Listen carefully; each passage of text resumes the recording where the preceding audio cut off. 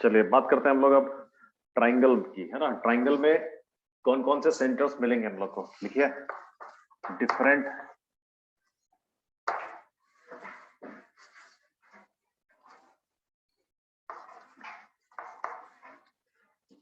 Different points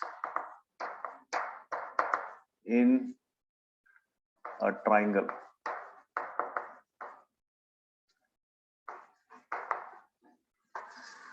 different points in a triangle, ठीक।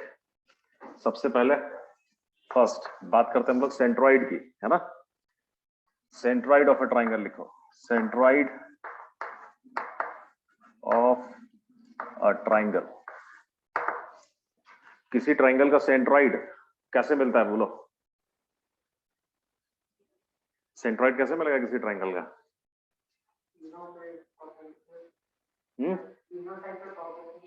तीनों sides का क्या ना?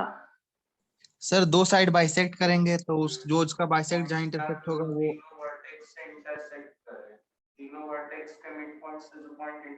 मीडियंस का, हाँ, मीडियंस का पॉइंट ऑफ इंटरसेक्शन ना, जहां पे ट्राइंगल में मीडियन किसको बोलेंगे? किसी वर्टेक्स से अपोजिट साइड को क्या करिए, उसके मिड पॉइंट से ज्वाइन कर दीजिए, उसको क्या बोलते हैं? मीडियन। तो किसी भी ट्राइंगल में मीडियंस कैसी होती हैं? कॉन्करेंट होती है। कॉन्करेंट का मतलब क्या हुआ? एक कॉमन पॉइंट से पास करती है, ठीक है ना। तो सेंट्रॉइड का मतलब क्या हुआ? जैसे ये कोई ट्राइंगल है ना, ट्राइंगल ए बी सी, और ये मिड पॉइंट है बी सी का इधर कहीं, ये D, B D equal to D C है। तो अगर हम लोग ए को इस डी से ज्वाइन करेंगे तो उसको बोलते हैं मीडियन। क्या बोलते हैं? मीडियन बोलते हैं। ऐसे ए सी का कोई मिड पॉइंट होगा इधर ई, है ना, ये लेंथ, और इधर ये लेंथ इसके इक्वल होगी, तो ई क्या है? Mid point. तो बी को ई से ज्वाइन करोगे तो ये बीई भी क्या है? एक मीडियन है, ठीक है ना। तो एडी मीडियन है, बीई मीडियन है, और ऐसे ही जो सी से जो मीडियन पास करेगी ना, वो भी इन दोनों ही मीडियन के पॉइंट ऑफ इंटरसेक्शन से पास करेगी फिर, ठीक। तो किसी भी ट्राइंगल में जो मीडियंस होती हैं वो कैसी होती हैं? कॉन्करेंट होती हैं। कॉन्करेंट का मतलब हुआ एक कॉमन पॉइंट से पास करना, ठीक। लिख लो। In any triangle, in any triangle, all the three medians are always concurrent. In any triangle, all the three medians are always concurrent. Are always concurrent. चाहे ट्राइंगल कैसा भी हो, मीडियंस कैसी होंगी? कॉन्करेंट होंगी। कॉन्करेंट मतलब एक ऐसे कॉमन पॉइंट से पास करना, ठीक। That their point of concurrency, yeah, their point of intersection is known as centroid of the triangle.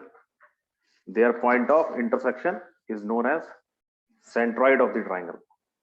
Their point of intersection is known as centroid of the triangle, ठीक। ठीक है, concurrent. ये concurrent का मतलब हुआ जैसे ये दो लाइन पास कर रही हैं, ये टू लाइंस का पॉइंट ऑफ इंटरसेक्शन है, तो थर्ड लाइन भी फिर यहीं से पास करे। सुनना क्या? तो हम लोग क्या बोलेंगे? ये लाइंस कैसी हैं? कॉन्करेंट। आई बात समझना? तो मीडियंस ऑलवेज कैसी रहती है? कॉन्करेंट रहती है। तो ये पॉइंट, इसको हम लोग क्या बोलेंगे, बोलो? ये पॉइंट क्या है? यही सेंट्रॉइड है, और सेंट्रॉइड को हम लोग किससे डिनोट करते हैं, बोलो? जी सर। लिख लो, ये जो पॉइंट जी है ना, यही सेंट्रॉइड है। सेंट्रॉइड।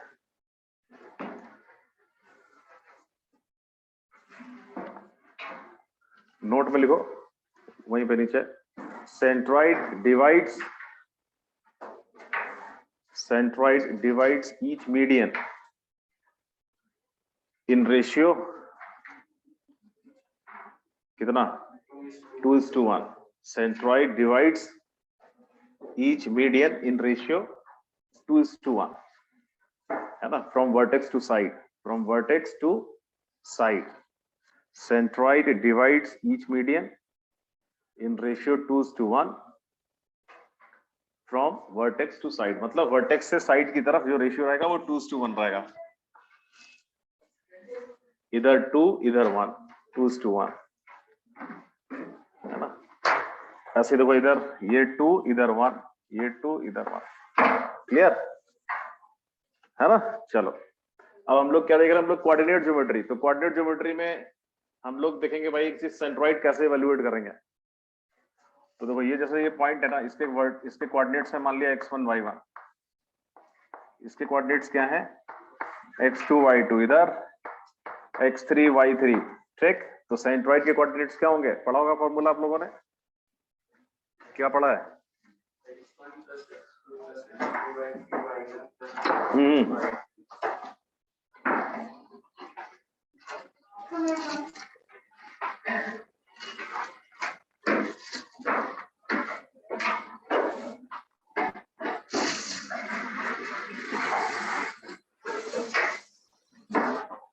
तो सेंट्रॉइड के कोऑर्डिनेट्स क्या हो जाएंगे?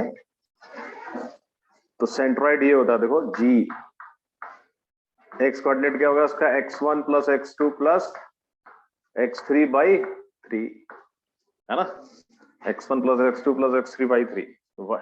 ऐसे इसका y कोऑर्डिनेट क्या होगा y1 plus y2 plus y3 by 3, ये सेंट्रॉइड हो जाएगा। इसका प्रूफ एक लाइन का है, प्रूफ कैसे मिलेगा देखो, सेक्शन फॉर्मूला से इसको हम लोग फाइंड कर सकते हैं, ठीक है। कैसे,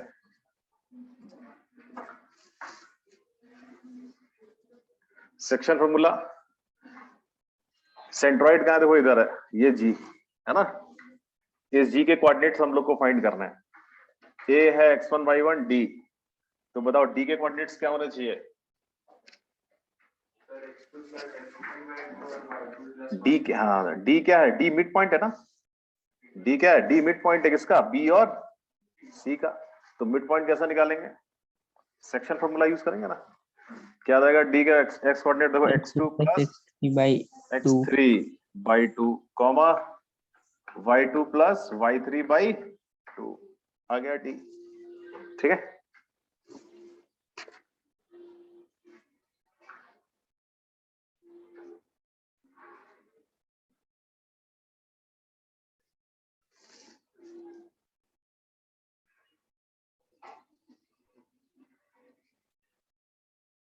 ये मीडियंस हैं AD BE CF है ना। मीडियन किसको बोलता है, जो वर्टेक्स से क्या हो अपोजिट साइड के मिड पॉइंट को ज्वाइन करने वाला जो लाइन सेगमेंट होगा उसको मीडियन बोलता है, ठीक है। तो AD मीडियन है, BE मीडियन है, CF मीडियन है। किसी भी ट्राइंगल में मीडियंस कैसी होती हैं, कॉन्करेंट होती हैं। कॉन्करेंट का मतलब एक ही पॉइंट से पास करें, एक कॉमन पॉइंट से पास करें, ठीक है ना। तो ये इनका कॉमन पॉइंट है G, इसी को हम लोग बोलते हैं सेंट्रॉइड, ठीक। सेंट्रॉइड किसी भी मीडियन को कैसे डिवाइड करता है, इंटरनली डिवाइड करेगा in ratio 2:1 from vertex to side. जैसे इधर से ये 2:1, यहाँ से भी 2:1 होगा, यहाँ से भी 2:1 होगा, ठीक है। हम लोग क्या करना चाह रहे हैं, हम लोग इधर इसको कोऑर्डिनेट ज्योमेट्री में देख रहे हैं इसको, तो हम लोग चाहेंगे कि भाई एक सेंट्रॉइड के कोऑर्डिनेट्स क्या होंगे अगर ट्राइंगल के मुझे वर्टिसेस पता हो, ठीक। तो ये देखो वर्टिसेस हैं, तो सेंट्रॉइड के कोऑर्डिनेट्स क्या होंगे वो होंगे, ठीक है ना। अब हम लोग क्या देख रहे हैं कैसे आएगा उसको प्रूफ, उसका प्रूफ देख रहे हैं हम लोग। तो वो इजी है, पहले D पे पहुंचो, D क्या है, मिड पॉइंट ऑफ BC लिख लिया। अब देखो अब आ जाओ मीडियन पे AD, तो G AD को डिवाइड कर रहा है क्या 2:1, अगेन सेक्शन फॉर्मूला हम लोग यूज करेंगे तो आ जाएगा। ऐसे करके AD, तो देखो G डिवाइड्स AD इन रेशियो 2:1। तो कोऑर्डिनेट्स ऑफ G आप कैसे लिखोगे, 2 इंटू इधर x कोऑर्डिनेट, 1 इंटू इधर x कोऑर्डिनेट है ना। तो 1 into x1, 2 into bracket x2 plus x3 by 2 upon कितना 1 plus 2, formula m into x2 plus n into x1 upon m plus n। चलिए ऐसे इधर आइए, next 1 into y1 plus 2 into y2 plus y3 by 2 upon 1 plus 2, simplify करिए, यही आ जाएगा, है ना।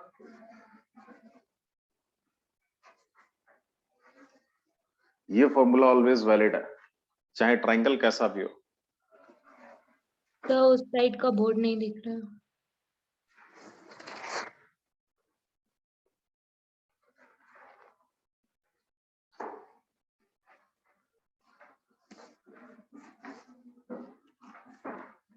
ठीक, अब इसमें और क्या है देखो, इतना आप लोग नोट कर लीजिए।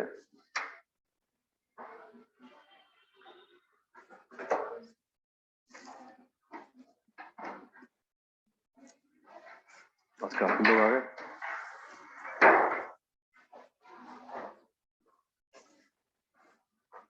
देखो इसमें अब और क्या है, ये जो फुट ऑफ मीडियंस है ना, इनको अगर हम लोग आपस में ज्वाइन कर दें नहीं, तो एक और ट्राइंगल बनेगा ना।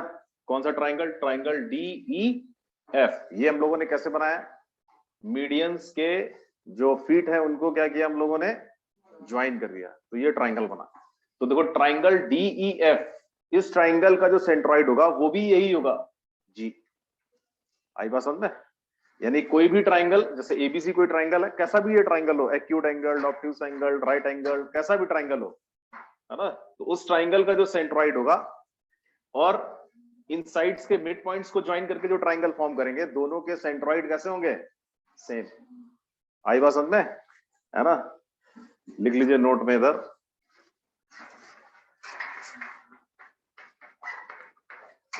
centroid of triangle DEF will also lie on G, capital G. Centroid of triangle DEF will also, yeah, so लिख लो ऐसे, अच्छा, will also lie on G। ठीक है, G पे ही लाई करेगा उसका सेंट्रॉइड भी। ठीक, आगे समझना सेंट्रॉइड। और देखो इसमें क्या क्या है, कैसा भी ट्राइंगल हो, अगर हम लोग उसके मिड पॉइंट्स को ज्वाइन करके ट्राइंगल फॉर्म करेंगे ना, तो यहाँ पे कितने ट्राइंगल बन रहे हैं? 1, एक ये 2, ये 3 और ये 4। ये जो ऑल 4 ट्राइंगल्स आपको दिख रहा है ना, नहीं, ये सारे के सारे आपस में कैसे होंगे? कॉन्ग्रुएंट ट्राइंगल्स होंगे, है ना। कैसे ट्राइंगल्स होंगे? कॉन्ग्रुएंट हो जाएंगे। कौन सी थ्योरम से? कौन सी थ्योरम पढ़ी है? देखो ये F और E क्या है? मिड पॉइंट्स है ना, इनको ज्वाइन करेंगे तो ये F ही पैरेलल टू BC होगा कि नहीं होगा? ऐसा कोई थ्योरम पढ़ा था 10th में? Thales theorem. बेसिक, हाँ थेल्स थ्योरम, ठीक, हाँ थेल्स थ्योरम या BPT बेसिक प्रोपोर्शनैलिटी थ्योरम। तो देखो F और E क्या है? मिड पॉइंट्स है ना, तो अगर FE जो होगा वो पैरेलल टू क्या होगा? BC, नहीं, ठीक है। तो जब पैरेलल हो जाएगा तो ये इसका मतलब ट्राइंगल AFE और ये ट्राइंगल कैसे हो जाएंगे? सिमिलर हो जाएंगे, तो ये एंगल फिर इसके इक्वल होगा, नहीं, ये एंगल इसके इक्वल होगा। तो आप देख सकते हो ये ट्राइंगल कैसे प्रूव हो जाएंगे, सारे के सारे कॉन्ग्रुएंट हो जाएंगे। तो इन चारों का एरिया क्या होगा? इक्वल होगा। और किसी भी एक ट्राइंगल का एरिया ओवरऑल ट्राइंगल के एरिया का कितना हो जाएगा? 1/4। ठीक हो गया, समझ में आ गया। चलो नेक्स्ट पॉइंट है हम लोग का इन सेंटर। लिखिए incentre of a triangle.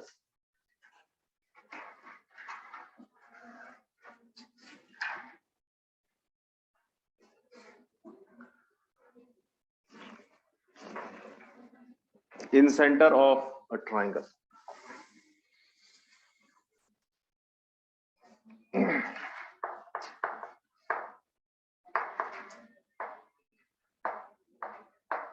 In center of a triangle. In center कैसे मिलेगा? किसी भी ट्राइंगल में जो इंटरनल एंगल बाइसेक्टर्स होंगे एंगल्स के, वो कैसे होते हैं? वो भी कंकरेंट होते हैं ऑलवेज। तो उनका जो पॉइंट ऑफ इंटरसेक्शन होगा वो क्या देगा हमको? इन सेंटर देगा। ठीक,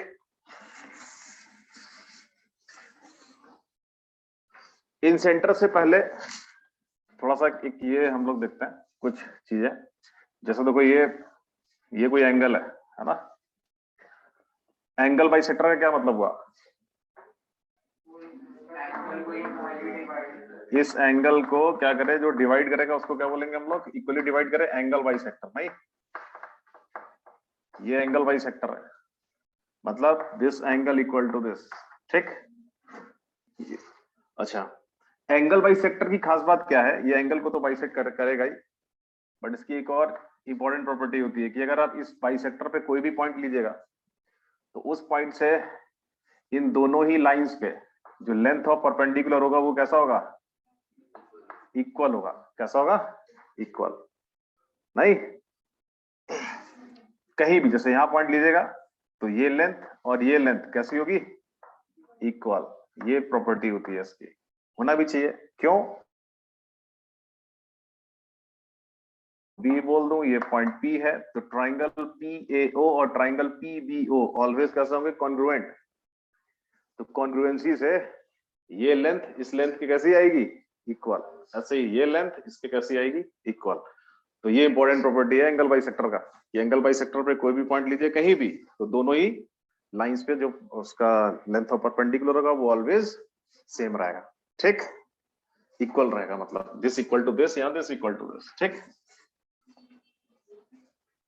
लिख लीजिए पहला पॉइंट, फिगर बना लीजिए, समझ में आ जाएगा क्या है। फर्स्ट, ये छोटा छोटा जो पॉइंट है ना, यही बीच बीच में दिखेगा आपको क्वेश्चंस में। पता होगा तो बनेगा, नहीं पता होगा तो फिर फंसे रहोगे उसी में, इसलिए इसको नोट कर लीजिए ये पॉइंट।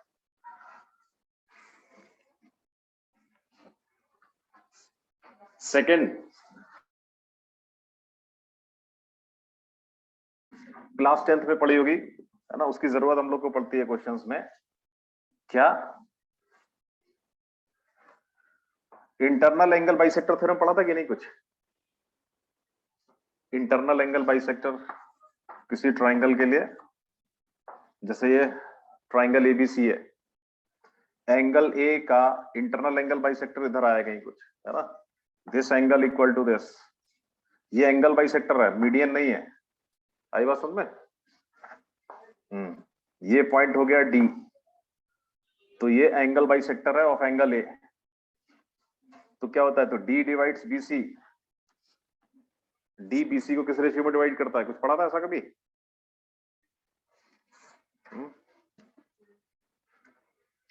अरे 10th में कुछ पढ़ा, 10th पढ़ा था कि नहीं?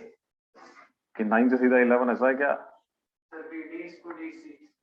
नहीं, BD to DC, D divides BC in ratio AB is to AC। पढ़ा था कि नहीं ऐसा? देखो AD क्या एंगल, AD क्या internal angle bisector of angle है ना। तो ट्राइंगल में आप किसी भी इंटरनल एंगल का अगर बाइसेक्टर प्लॉट करोगे तो वो सामने वाली साइड को क्या करेगा? जो रिमेनिंग साइड्स जो बची हुई ना, उन्हीं के रेशियो में उसको डिवाइड करेगा वो। आई बात समझ में?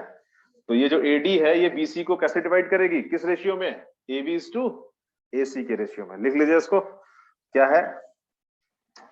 BD बाई DC जो होगा यहाँ पे वो AB बाई AC के इक्वल होगा। ये सुनना क्या? AD क्या है? एंगल बाइसेक्टर, एंगल बाइसेक्टर ये। ठीक, इंटरनल एंगल बाइसेक्टर है, लिख लीजिए।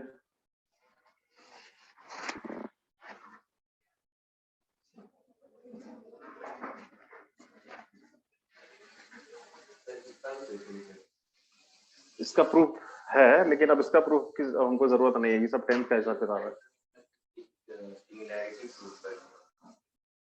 इसका भी प्रूफ है, इसको आगे बढ़ाना पड़ता है, सुनना क्या ना, फिर इसके पैरेलल चलोगे तब प्रूफ होता है इसका। इसका प्रूफ देखना है तो वापस 10th में जाना है, अपना ज्योमेट्री का बुक उठाना है, उसमें होगा।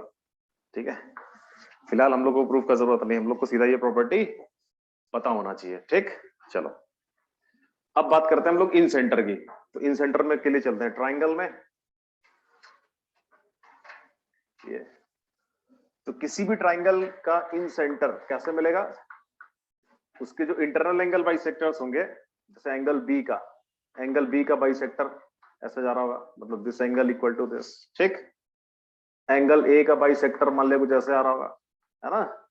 तो थर्ड एंगल का जो बाइसेक्टर होगा ना, वो भी इसी पॉइंट से पास करेगा, चाहे ट्राइंगल कैसा भी हो, ठीक।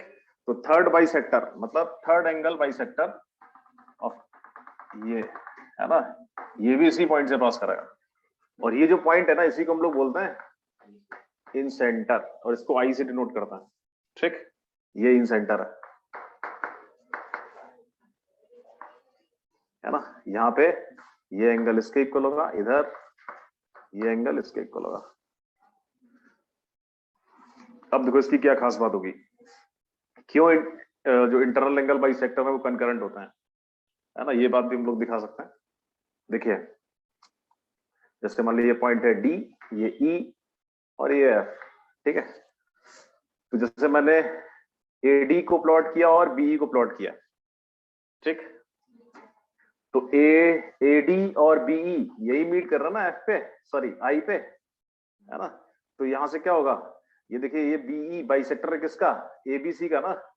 तो इसका मतलब इस पॉइंट से इस लाइन पे लेंथ ऑफ परपेंडिकुलर और इधर इस पे लेंथ ऑफ परपेंडिकुलर कैसा होगा, वो प्रॉपर्टी नंबर 1 से सेम होगा ना। ये लेंथ और ये परपेंडिकुलर लेंथ कैसी होगी, equal.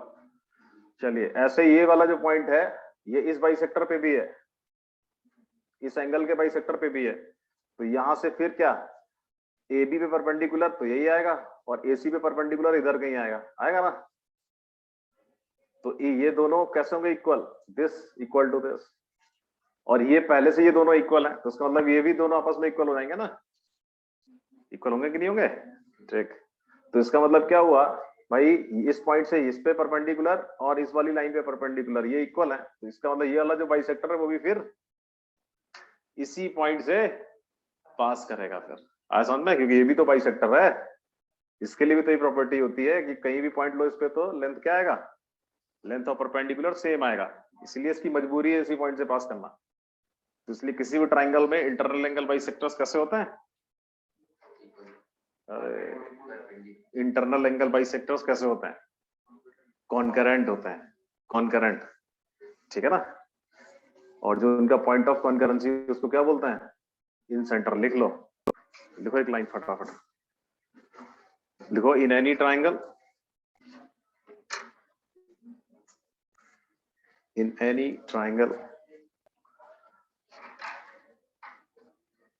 any triangle, all the three internal angle bisectors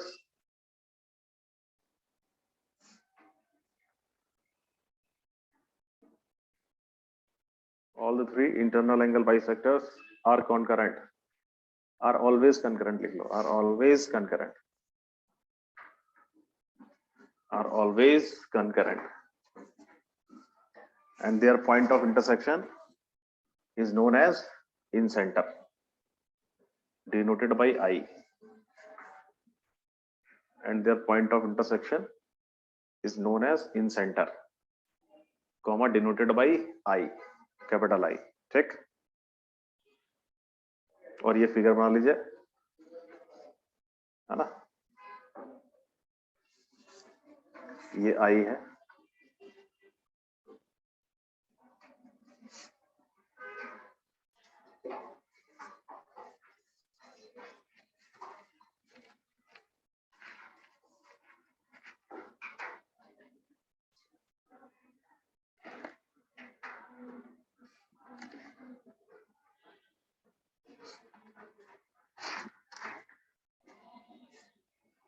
coordinate geometry scoring है, आसान भी है ना, प्रैक्टिस करिए, बढ़िया से पढ़िए उसको, ठीक।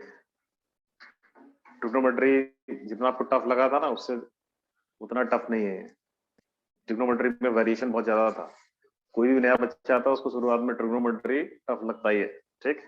बट आप धीरे धीरे उसको बनाते रहोगे ना, तो वो फिर आपको समझ में आने आ जाएगा, ठीक है। ये इजी है, इसको अच्छे से करिएगा, साथ साथ चलिएगा, पैकेज बनाते रहिएगा, ठीक है। अरे क्वेश्चन आसान नहीं है, ये क्या है, ये सब कुछ दिख रहा ना, इसमें समझ में आ रहा ना क्या सेंटर है, क्या ये है, क्या वो ट्रिग्नोमेट्री में ऐसा कुछ दिख रहा था क्या? नहीं ना, है ना। उससे रिलेटिवली ये कैसा है, थोड़ा आराम से आपको दिखेगा, इसमें सारे फिगर वगैरह सब कुछ दिखता है ना, इसलिए जो दिखता है वो बिकता है, वही वाला है ना। तो इसलिए थोड़ा इजी है, समझिएगा इसको। इसलिए स्कोरिंग इसलिए क्योंकि एग्जाम में बहुत आता है, ठीक है। चलो, तो ये है इन सेंटर। अब मुझे चाहिए क्या कोऑर्डिनेट में हम लोग इसका कैसे कोऑर्डिनेट निकालेंगे। तो देखो ये x1 y1, इसको b को लेते हैं हम लोग क्या x2 y2, और ये x3 y3, ठीक है। इसमें जरूरत पड़ेगी हमको किसकी, साइड लेंथ की जरूरत भी पड़ेगी। तो साइड लेंथ जैसे एंगल ए का अपोजिट साइड लेंथ मान लिया स्मॉल ए, इसका ये साइड लेंथ स्मॉल बी, और इधर साइड लेंथ ये स्मॉल सी, ठीक। तो इन सेंटर का फॉर्मूला लगाने के लिए हम लोग को साइड लेंथ भी पता होना चाहिए, ठीक। चलिए, तो इन सेंटर का क्या फॉर्मूला हो जाएगा, आई, देखो लिखो आई,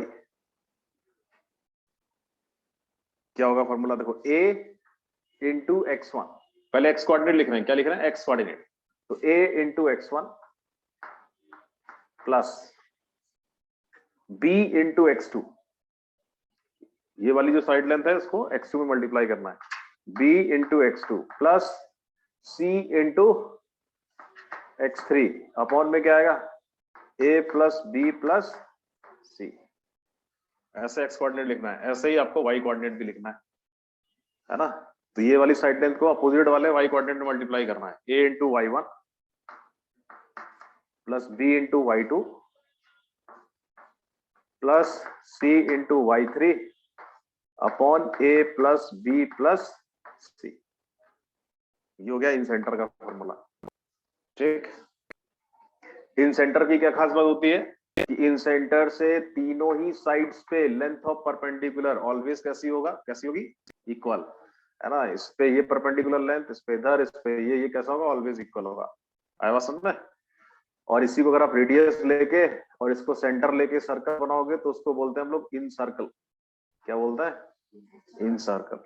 तो ऐसा सर्कल जो तीनों ही साइड्स को क्या करे, इसकी टच करे, उसको क्या बोलते हैं, इन सर्कल बोलते हैं। तो किसी भी ट्राइंगल में आपको एक इन सर्कल जरूर मिलेगा, एग्जैक्टली एक ही इन सर्कल होगा, और उस सर्कल का जो सेंटर होता है ना उसी को इन सेंटर बोलते हैं, ठीक। तो ये जो इन सर्कल है ये देखो यहाँ टच करेगा, या इसको यहाँ टच करेगा, और ये वाली साइड पे इधर टच करेगा, जहां जहां 90 डिग्री जो इनके फीट ऑफ परपेंडिकुलर्स है ना, वहां पे ये टच करेगा ये सर्कल, तो इसको बोलते हैं इन सर्कल, ठीक है।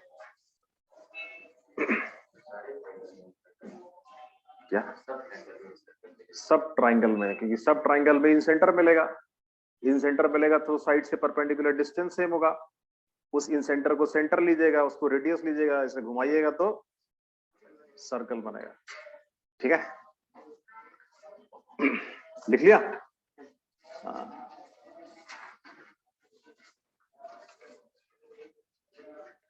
चलिए थर्ड नंबर लिखिए।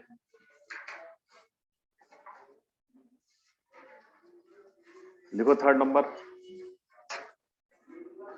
Circum centre, circum centre of a triangle, circum centre of a triangle.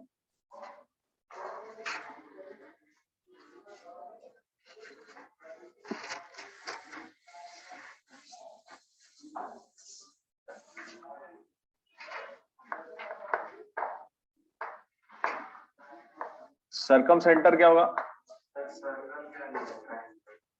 हाँ सर्कम सेंटर कैसे मिलेगा,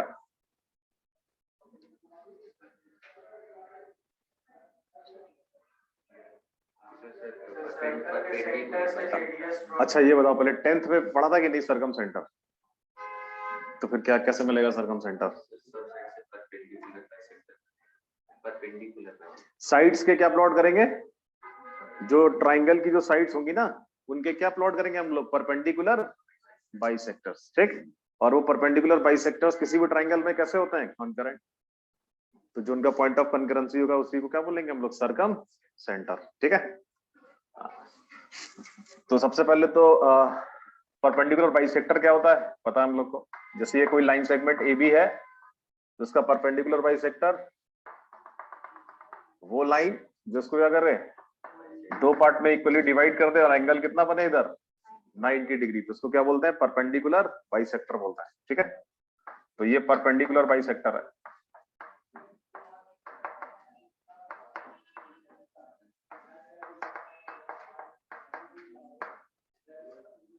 परपेंडिकुलर बाइसेक्टर, परपेंडिकुलर बाइसेक्टर की क्या खास बात है, तू बताएगा? जैसे एंगल बाइसेक्टर की एक प्रॉपर्टी थी, वैसे इसकी क्या प्रॉपर्टी होती है?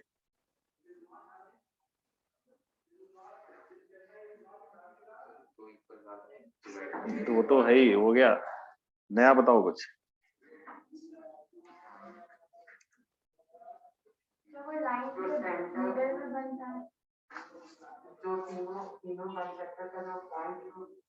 कहाँ तीनों, इधर आओ ना पहले, तुम तीनों पे कहाँ जा रहे हो, इधर बताओ।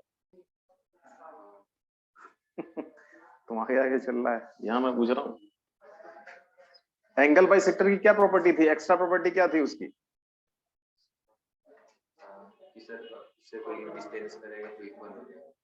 एंगल बाइसेक्टर का एक और प्रॉपर्टी आपको बताया था ना, आप लोगों ने सब एंगल को बाइसेक्ट करता है, तो कोई बच्चा भी बता देगा एंगल बाइसेक्टर ये होता है। इक्वल होता है, हाँ वैसे कुछ इधर भी होता है क्या?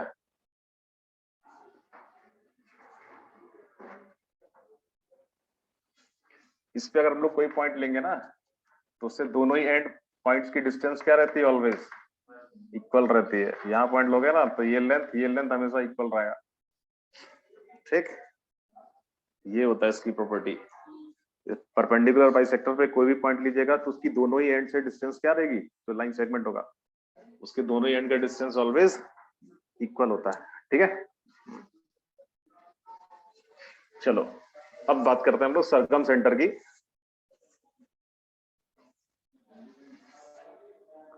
देखो बना लेते हैं एक ट्राइंगल। तो ट्राइंगल में क्या होगा, अब क्या प्लॉट करना है हमको, साइड के परपेंडिकुलर बाइसेक्टर्स है ना, ये ए बी ये सी, तो ए बी का परपेंडिकुलर बाइसेक्टर ये है। ठीक, ये जरूरी नहीं कि सी से पास करे, ये इसको बाइसेक्ट करेगा, ये ऐसे आ रहा है इधर। ठीक है, ऐसे ही ए सी का परपेंडिकुलर बाइसेक्टर कुछ ऐसे होगा ना, ये दोनों यहाँ कहीं मीट करेंगे। ठीक, तो ये जो पॉइंट होगा, इसी पॉइंट से बीसी का बाइसेक्टर भी पास करेगा। क्लियर? तो किसी भी ट्राइंगल में जो साइड्स के बाइसेक्टर्स होते हैं वो कैसे होते हैं, ऑलवेज कंकरेंट होते हैं, कैसा भी ट्राइंगल हो। और इनका जो पॉइंट ऑफ कंकरेंसी, इसी को हम लोग बोलते हैं क्या,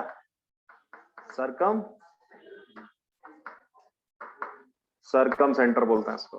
ठीक, और सरकम सेंटर से क्या होगा, देखो जैसे ये पॉइंट है, ये पॉइंट इस बाइसेक्टर पे लाई कर रहा है ना, तो यहां से क्या होगा, ये डिस्टेंसेस सेम होंगी। अगर ये पॉइंट की नेमिंग ओ कर दें, तो ओ ए और ओ बी कैसा होगा, इक्वल। ऐसे ये पॉइंट ओ कहाँ है, इस बाइसेक्टर पे भी है, और ये किसका बाइसेक्टर है, एसी का, तो ओ ए और ओ सी भी इक्वल होगा कि नहीं होगा? तो इसका मतलब ओ बी और ओ सी भी इक्वल होगा फिर, तो इसका मतलब इनका बाइसेक्टर फिर कहां से पास करेगा, ओ से ही पास करेगा। ऐसा में ये वाला। ठीक, तो यही है आपका क्या, सरकम सेंटर। लिख लो, बना लो फिगर। यहाँ ओ से करना है, जरूरी नहीं ओ से हो। ठीक है, ओ का मतलब ओरिजिन भी कई बार बोलता है, सेंट्रॉइड का जी रहता है, इसका ओ भी हो सकता है, कुछ और भी हो सकता है।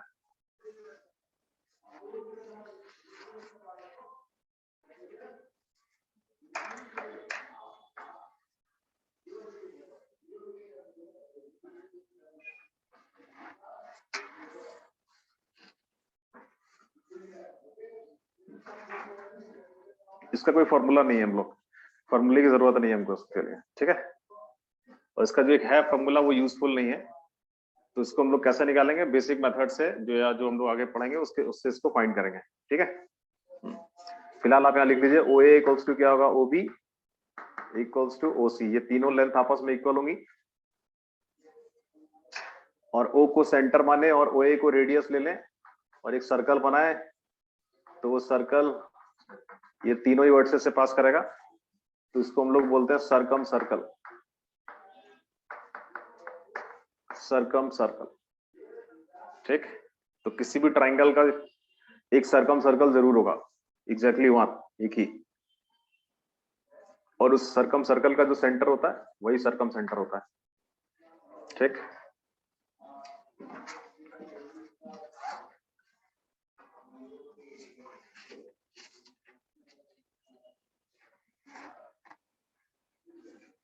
तो ये पॉइंट ऑफ इंटरसेक्शन किसका है? परपेंडिकुलर बाइसेक्टर्स ऑफ साइड्स का।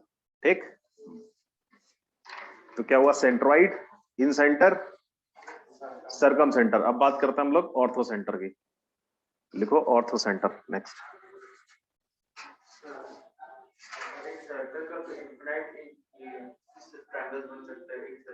हाँ, इनफाइनाइट बन सकता है, इनफाइनाइट बन सकता है। ठीक है ना, कोई भी इस पे 3 पॉइंट्स ले लो, इधर ज्वाइन कर दो, लेकिन जितने वो ट्राइंगल्स बनेंगे उन सभी का सर्कम सर्कल क्या होगा? यही होगा, और सभी का सर्कम सेंटर कहाँ होगा? यही होगा। ठीक है, 3 नॉन कोलिनियर पॉइंट्स होते हैं ना, 3 नॉन कोलिनियर पॉइंट्स, तो उनसे एग्जैक्टली एक ही सर्कल पास करेगा। ठीक, ये नॉन कोलिनियर पॉइंट्स है ना, तो 3 नॉन कोलिनियर पॉइंट्स ऑलवेज कैसे होते हैं? कॉनसाइक्लिक। ठीक है, कैसे होता है? कॉनसाइक्लिक होता है ये आपस में, मतलब एक सर्कल आपको मिलेगा और इन्हीं को ज्वाइन कर दीजिएगा तो वो ट्राइंगल बन जाएगा। और 4 पॉइंट्स अगर ऐसे हैं तो क्या जरूरी है वो कॉनसाइक्लिक होंगे? 4 पॉइंट्स में ऐसा नहीं होता है। आई बात समझ में? जैसे हम लोग बोलते हैं ना, देखो चाहे कैसा भी ट्राइंगल हो, ट्राइंगल ऑलवेज कैसा होगा? साइक्लिक। आई बात समझ में? लेकिन अगर हम लोग कोई क्वाड्रिलेटरल बना रहे हैं तो वो साइक्लिक हो भी सकता है, नहीं भी हो सकता है ना। साइक्लिक कब होगा? जब सर्कल पास करे उसके चारों कॉर्नर से। ठीक है, और ऐसा कब होता है? जब अपोजिट एंगल्स का सम 180 होता है। अगर ये मान लिया ये 50 डिग्री है तो ये 130 डिग्री होना चाहिए। आया समझ में? तो जब ऐसा होगा तभी ये साइक्लिक क्वाड्रिलेटरल बोलेंगे इसको। जबकि ट्राइंगल ऑलवेज कैसा होता है? साइक्लिक। एक सर्कल मिलना ही है आपको। ठीक, चलिए नेक्स्ट लिखिए ऑर्थो सेंटर।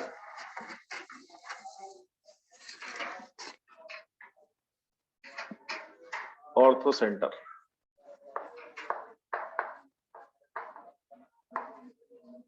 ऑर्थो सेंटर में क्या होता है? किसी भी ट्राइंगल के ऑल्टीट्यूड्स, है ना, कैसे होते हैं? कॉनकरेंट।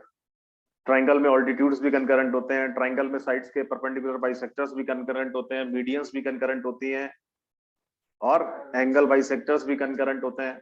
आई बात समझ में? कैसा भी ट्राइंगल हो, तो ऑर्थो सेंटर क्या होगा? कोई भी ये ट्राइंगल है ना, ए बी सी, तो यहाँ पे क्या? ऑल्टीट्यूड्स। ऑल्टीट्यूड्स का मतलब जैसे ए है तो इसे क्या करोगे? बीसी पे क्या ड्रॉ करोगे? परपेंडिकुलर। इसको बोलते हैं ऑल्टीट्यूड, है ना। तो ये ऑल्टीट्यूड कहां से ड्रॉ किया? From A to B C. ठीक, ये कहीं मान लिया डी पे आया, ऐसे बी से ए सी पे परपेंडिकुलर प्लॉट करोगे तो यहाँ कहीं जाएगा, मान लिया ऐसे नहीं। ऐसे पॉइंट सी से परपेंडिकुलर प्लॉट करेंगे ना तो वो भी इसी पॉइंट से पास करेगा और कहीं से नहीं, क्योंकि ये हमेशा कंकरेंट ही होते हैं। तो ये डी, ई और ये हुआ एफ। ठीक,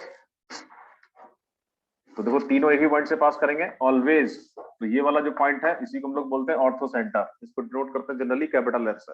ठीक है, ये है ऑर्थो सेंटर। लिख लीजिए, इन any triangle all the 3 altitudes are always concurrent and their point of intersection is known as orthocenter. In any triangle, all the 3 altitudes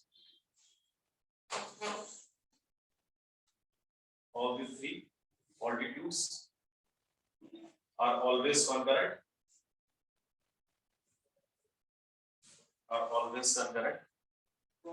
and their point of intersection is known as orthocenter. Their point of intersection is known as orthocenter. ठीक है, It is denoted by X. हाँ, इसको हम लोग generally H से note करते हैं, बाकी क्वेश्चन में अगर मान ली कोई कुछ और दे दिया तो वो अलग बात है। इन जनरल वैसे एच से नोट करते हैं, कैपिटल एच, ठीक है। इसके लिए भी कोई फॉर्मूला नहीं, फॉर्मूला तो है, कॉम्प्लेक्स नंबर में पढ़ेंगे, बट वो कॉम्प्लिकेटेड, उसकी कोई जरूरत नहीं है ना। विदाउट फॉर्मूला हम लोग एच को फाइंड करेंगे, ठीक। नहीं, यहाँ सर्कल में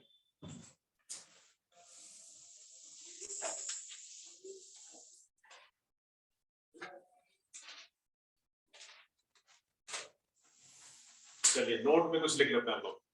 नोट लिखो, फर्स्ट पॉइंट नोट में क्या क्या है, कोई स्पेशल केस है हम लोग के पास, है ना, जैसे इक्विलेटरल ट्राइंगल। तो इक्विलेटरल ट्राइंगल में क्या होगा, ये ऑल फोर वर्सेस, ये ऑल फोर जो सेंटर्स हैं ये कहाँ जाएंगे, एक ही पॉइंट पे आ जाएंगे। सेंट्रॉइड भी वही मिलेगा, इन सेंटर भी वही मिलेगा, है ना। लिख लीजिए फर्स्ट में, देखो in case of equilateral triangle, first point, in case of equilateral triangle all the above 4 points, all the above 4 points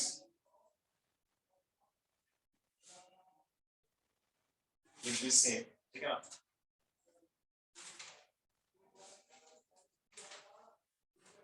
ठीक है, चारों पॉइंट्स क्या रहेंगे, सेम ही हो रहे हैं, ठीक।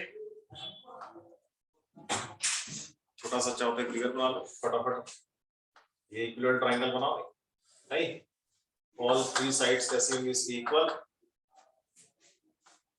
और ये जो पॉइंट होगा यहीं पे क्या होगा, यहीं पे G होगा, यहीं पे I होगा इन सेंटर, यहीं पे सर्कम सेंटर होगा, और यहीं पे ऑर्थो सेंटर भी आ जाएगा। चारों आपको एक ही जगह मिलेंगे। क्यों मिलेंगे, क्योंकि जो मीडियन होगी वो ऑल्टीट्यूड भी होगी, वो इसका परपेंडिकुलर बाइसेक्टर भी होगी, कई सारे रोल प्ले करेंगे, एक ही जो मीडियन है वो सारे रोल जो है वो प्ले करेंगे, ठीक है ना, इसीलिए ऐसा हो, ठीक। सेकंड पॉइंट लिखो, राइट एंगल ट्राइंगल के केस में क्या होगा, देखो अगर ट्राइंगल कैसा है, राइट एंगल, ठीक, जैसे मान लीजिए ए बी सी, ये राइट एंगल ट्राइंगल है, राइट एंगल एट बी। तो राइट एंगल ट्राइंगल में सेंट्रॉइड जो होगा, नहीं, राइट एंगल ट्राइंगल में जो ऑर्थो सेंटर होगा वो कहां आ जाएगा, ऑर्थो सेंटर क्या कैसे मिलता है, ऑल्टीट्यूड्स का पॉइंट ऑफ इंटरसेक्शन। तो ए से आप ऑल्टीट्यूड प्लॉट करोगे बी पे, तो बी उसका फुट होगा ना, ऐसे सी से ए बी पे परपेंडिकुलर प्लॉट करोगे तो वो बी पे ही जाएगा, है ना। और थर्ड ऑल्टीट्यूड भी यहीं से प्लॉट होगा, तो तीनों का इंटरसेक्शन कहां मिलेगा, बी पे मिलेगा। तो राइट एंगल ट्राइंगल में जहां पे 90 डिग्री होता है ना जिस पॉइंट पे, वही ऑर्थो सेंटर होता है, क्या होता है, यही ऑर्थो सेंटर है बी, ठीक।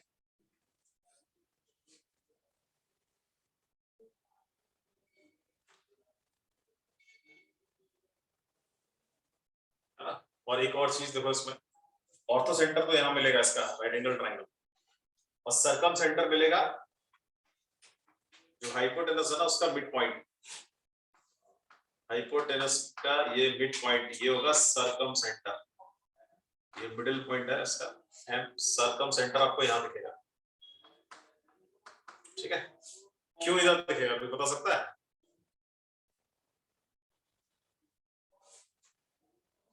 सर्कम सेंटर इसका एसी का मिड पॉइंट ही क्यों होगा,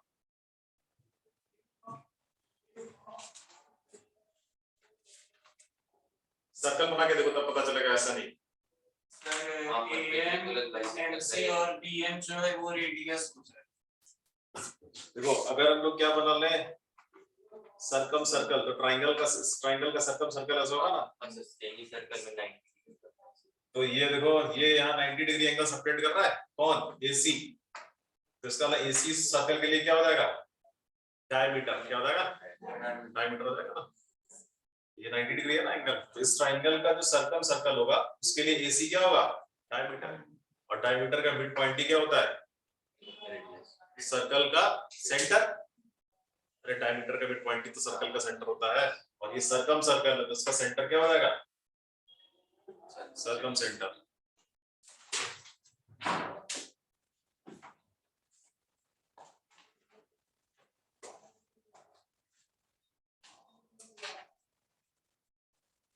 तो सर्कल बना लीजिएगा ना, तब समझ में आएगा कि क्यों AC का मिड पॉइंट जो है वो इस ट्रायंगल का सर्कम सेंटर। ठीक,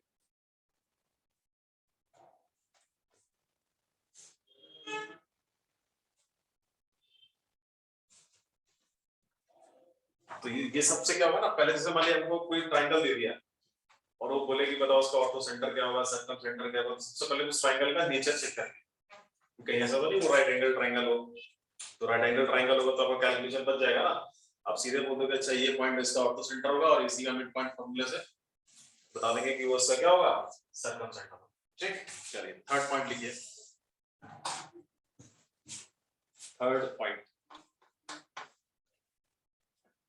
किसी भी ट्रायंगल में, कैसा भी ट्रायंगल हो, एक्यूट, ऑब्ट्यूज और right angle triangle, 3 points always concurrent होते हैं। कौन? सेंट्रॉइड, ऑर्थो सेंटर और circum centre.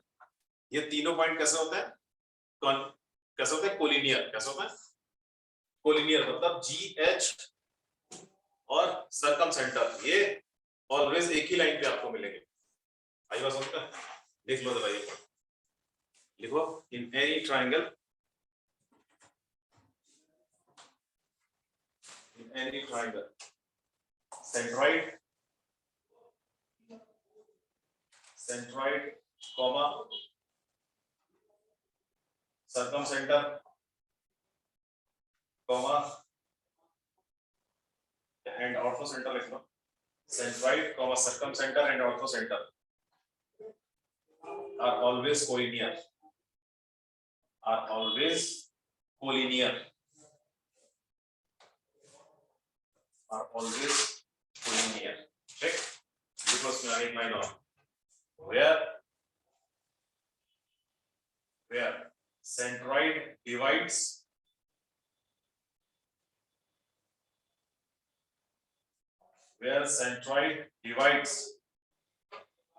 the line segment.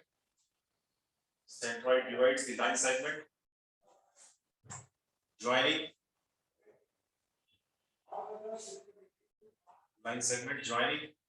ortho center and circumcenter.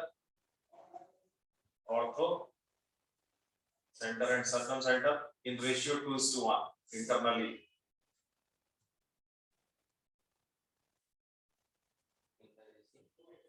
Two to one internally.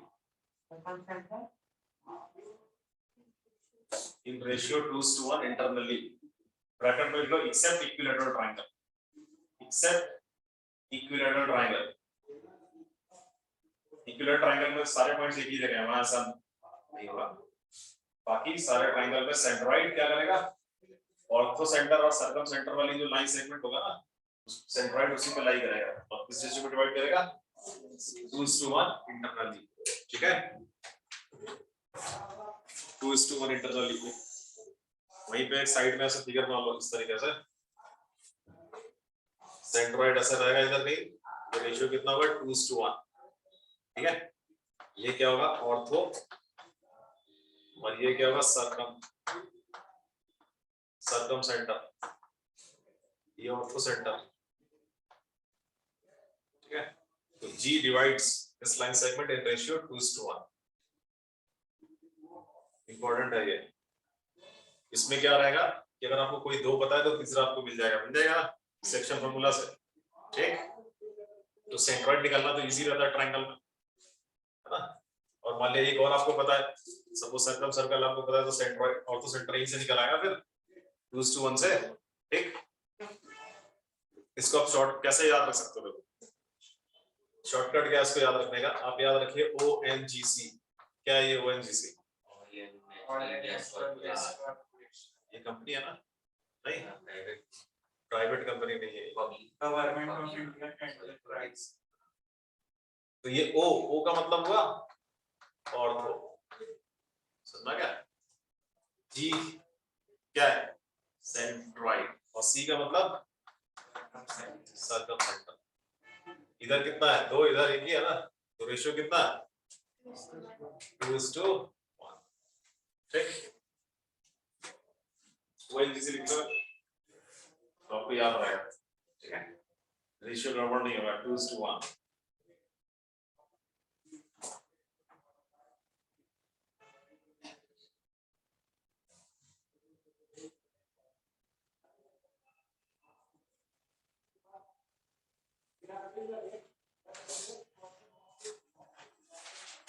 ठीक है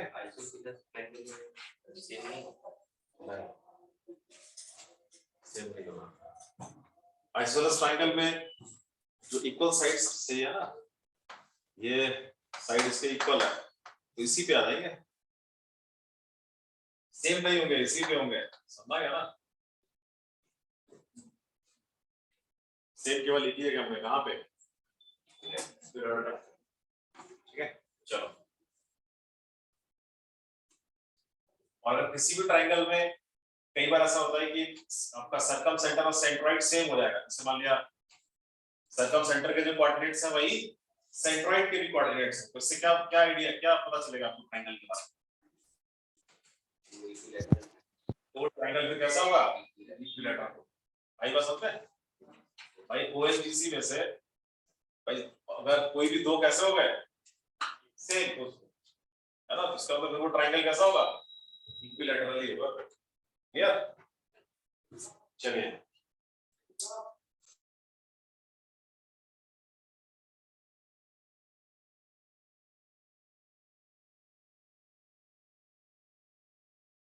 नेक्स्ट पॉइंट अगर हम लोग बात करें सेंट्रोइड की तो सेंट्रोइड किसी भी ट्रायंगल में ऑलवेज कहां लाई करेगा इनसाइड चाहे ट्रायंगल एक्यूट हो ऑब्ट्यूज हो या राइट एंगल ट्रायंगल हो सेंट्रोइड हमेशा कहां मिलेगा ट्रायंगल के अंदर ही मिलेगा ठीक और एक पॉइंट और अंदर मिलेगा कौन सा इन सेंटर जो होगा वो भी हमेशा कहां रहेगा ट्रायंगल के अंदर ही रहेगा और बाकी कौन सेंट्रोइड और सर्कम सेंटर ये एक एक्यूट एंगल ट्रायंगल में कहां रहेंगे इनसाइड राइट एंगल ट्रायंगल में कहां पहुंच जाएंगे दोनों ये बाउंड्री पे आ जाएगा ये भी इधर आ जाएगा किस वक्त और जैसे ट्रायंगल कैसा होगा ऑब्ट्यूज तो ये बाहर और ये भी समझते ना ठीक तो 2 पॉइंट तो हमेशा ही ट्रायंगल के अंदर मिलेंगे सेंट्रोइड और इन सेंटर और बाकी ये जो दोनों है ना ये एक्यूट एंगल के केस में अंदर जब सारे एंगल कैसे होंगे एक्यूट एंगल तो ये अंदर रहेंगे दोनों राइट एंगल में इधर ये वाला केस और ऑब्ट्यूज में ये दोनों बाहर चले जाएंगे ठीक लिख लीजिए उसको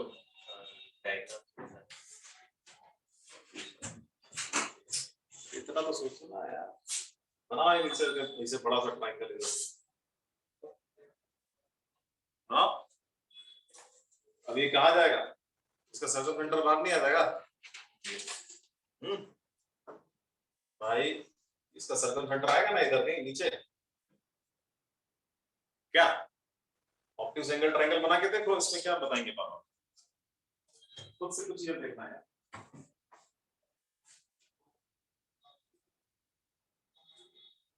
क्वेश्चंस बनाते हैं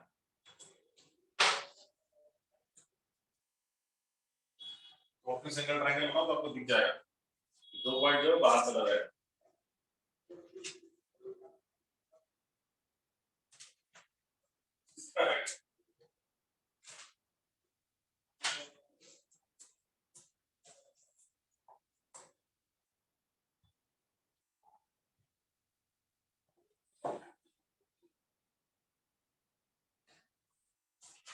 चलिए क्वेश्चंस बनाते हैं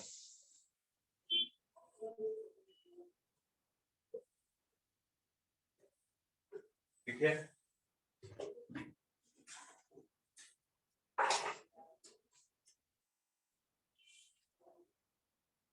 find the in-center of the triangle with vertices find the in-center of the triangle with vertices क्या है vertices देखो 1,3 0,0 find और दूसरा है 2,0। सर एक बार क्वेश्चन रिपीट कर दीजिए ना। क्या रिपीट करता है? Sir question In center, find the in center of the triangle. Find the in center of the triangle with vertices 1,3. ये दूसरा है 0,0 और तीसरा है 2,0। ठीक, तो ये ट्राइंगल है, इसका मुझे इन सेंटर बताना है, उसके वर्टिसेस सबको गिनना। ठीक है, चलिए 2 मिनट का टाइम दे रहा हूं, ट्राई करते हैं।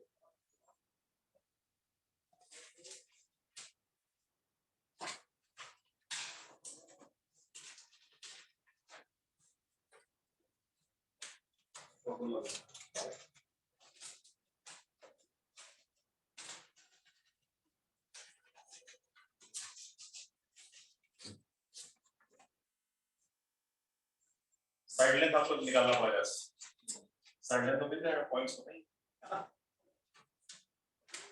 एक ऐसे ट्रायंगल बनाओ, ठीक है।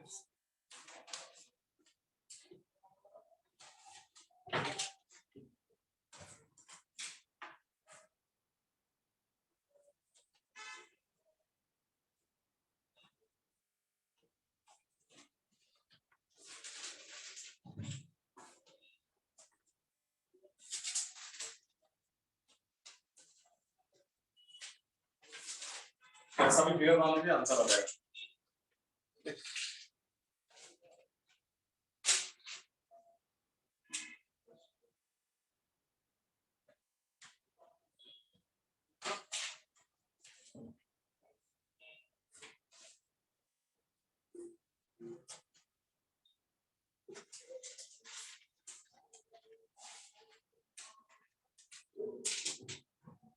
हाँ कुछ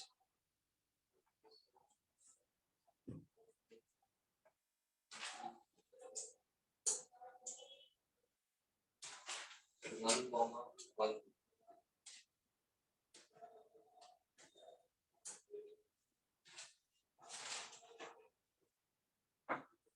ऑनलाइन में जो लोग आया आंसर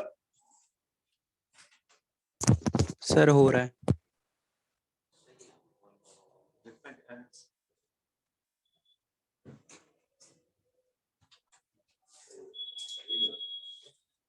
वन कॉमा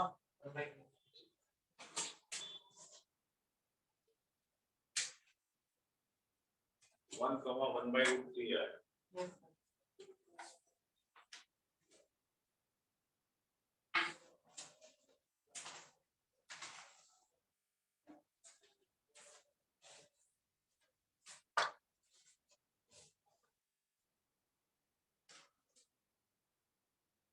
कैसा भी रैंडम फिगर बनाइए, आंसर आएगा।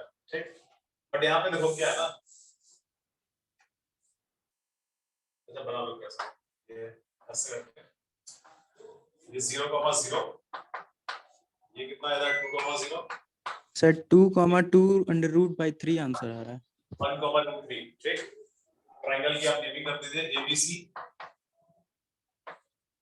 क्या निकालना है? इन सेंटर। तो इन सेंटर के लिए मुझे साइड लेंथ चाहिए, तो साइड लेंथ निकाल लेंगे। ये लेंथ कितनी आएगी? 2 आ जाएगी। ये कितनी आ रही है? डिस्टेंस फॉर्मूला लगा दो फटाफट। 1 - 2 का स्क्वायर तो 1 ही आएगा। √3 - 0 का स्क्वायर तो 3 आ जाएगा, यानी 2 आ जाएगी। ये लेंथ आएगी ना? यस सर, वो भी 2 आ जाएगा। ये भी 2 आ जाएगी। क्लियर? ये भी 2 आ रही है ना? ये तो इक्विलेटरल ट्रायंगल हो गया। ये कैसा है? Equilateral triangle. तो ये 2, इधर भी 2, इधर भी 2, तो ये इक्विलेटरल ट्रायंगल है। तो फिर क्या करना चाहिए? इन सेंटर ना निकाल के क्या निकालते हैं बोलो? सेंट्रॉइड। सेंट्रॉइड निकालना ज्यादा इजी है ना। जो सेंट्रॉइड होगा वही इन सेंटर के ऊपर। चलिए तो इन सेंटर लिख दीजिए। क्या आएगा इन सेंटर? अब देखिए लिख रहा हूं इन सेंटर, फॉर्मूला लगा रहा हूं सेंट्रॉइड वाला कि आना वही है। ये ट्रायंगल कैसा है? इक्विलेटरल है।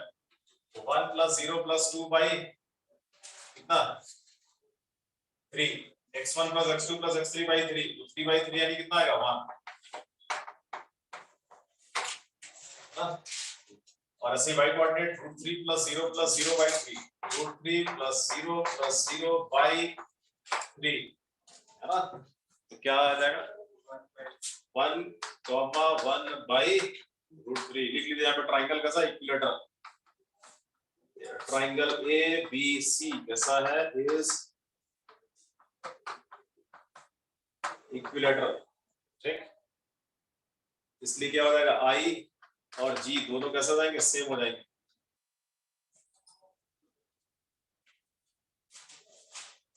चलिए एक और बनाइए। Find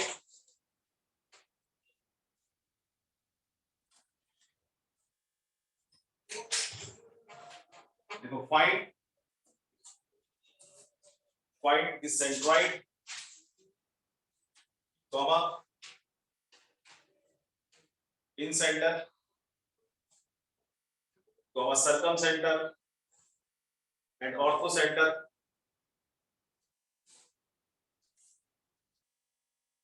of the triangle whose vertices are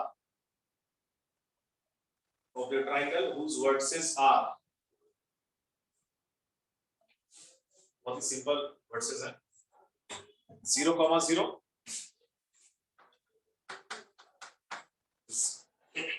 3,0 and 4,0 sorry 0,4 and 0,4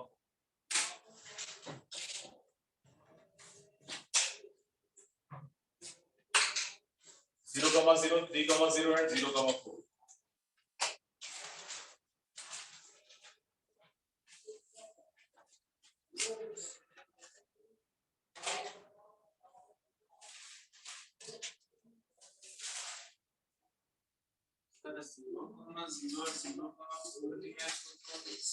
right hand हाँ जो है समझ में बनाओ बस, ठीक। कोऑर्डिनेट्स अगर सिंपल है ना, एक्सिस वगैरह पे लाई कर तो आप सही ट्रू फिगर बना लीजिए ज्यादा अच्छा। क्योंकि कई बार क्वेश्चन क्या होता है ना, फिगर से ही बन जाता है, आधा क्वेश्चन जो है फिगर से ही सॉल्व हो जाएगा। तो यहाँ तो कोऑर्डिनेट एकदम इजी है, दे रखे हैं सारे एक्सिस पे ही है, तो अब इसका क्या बनाइए, ट्रू फिगर बना लीजिए, इस फाइन ज्यादा अच्छा है ना।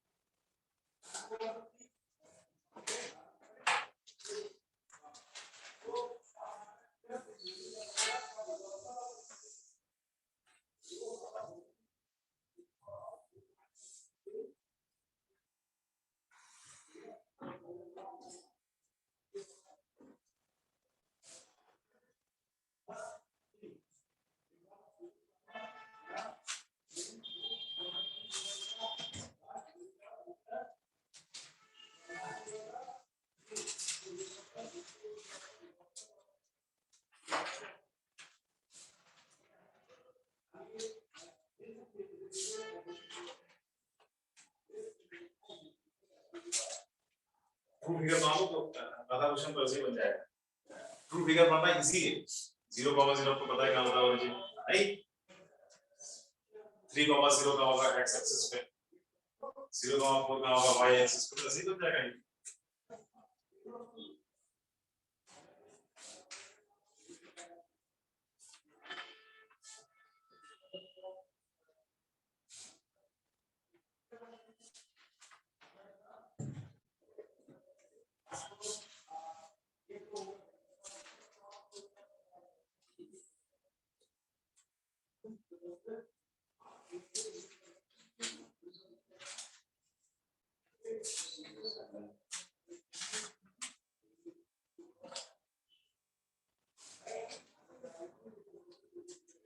मन में चाह रहेगा ना,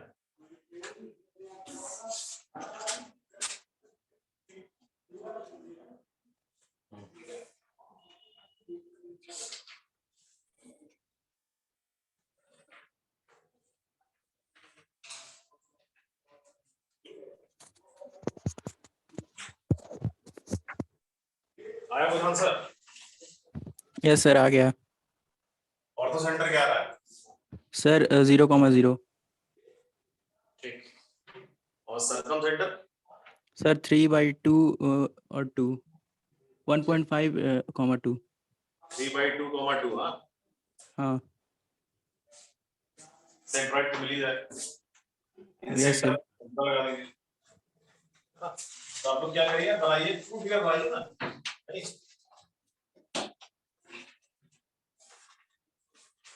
0,0 यहाँ होगा ऑरिजिन,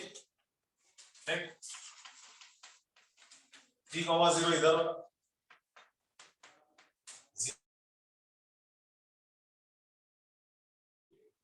क्या करेंगे, इन्हीं पॉइंट्स को ज्वाइन करना है ऐसे, तो ये बनेगा ट्राइंगल।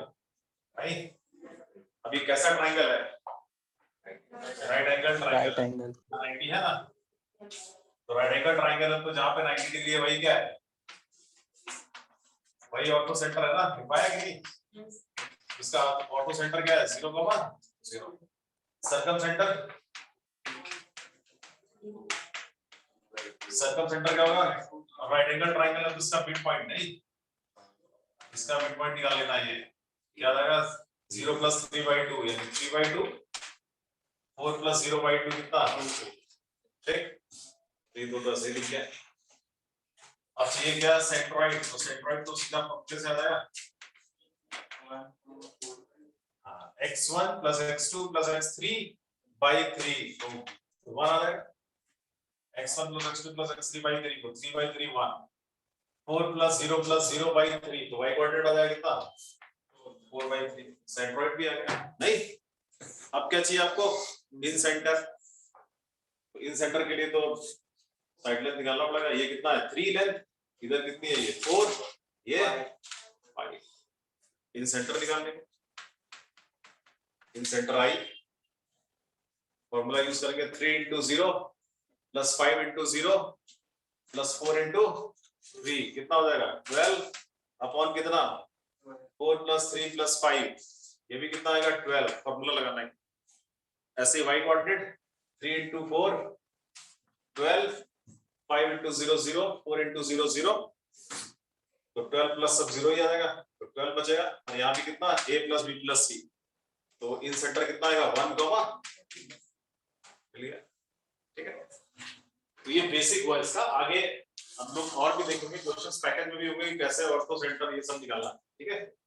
तो फिलहाल इतना हमको समझ में आ गया कि ये ऑर्थो सेंटर होता है, सर्कम सेंटर भी जैसा होता है, ठीक है। क्वेश्चंस आगे भी मिलेंगे, डिफरेंट टाइप ऑफ कोई ट्रायंगल होगा तो फिर क्या करेंगे, तो कुछ और मतलब उसके लिए हम लोग को लाइन के बारे में जानना जरूरी है, ठीक है। चलिए अब हम लोग लाइन की बात करते हैं, स्ट्रेट लाइन। तो सबसे पहले लिखिए slope, slope of a line, slope क्या होता है किसी लाइन,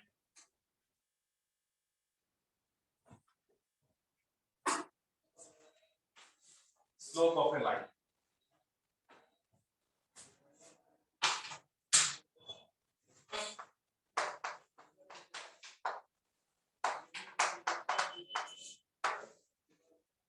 स्लोप, स्लोप का मतलब क्या होता है, लोग बोलते हैं कि भाई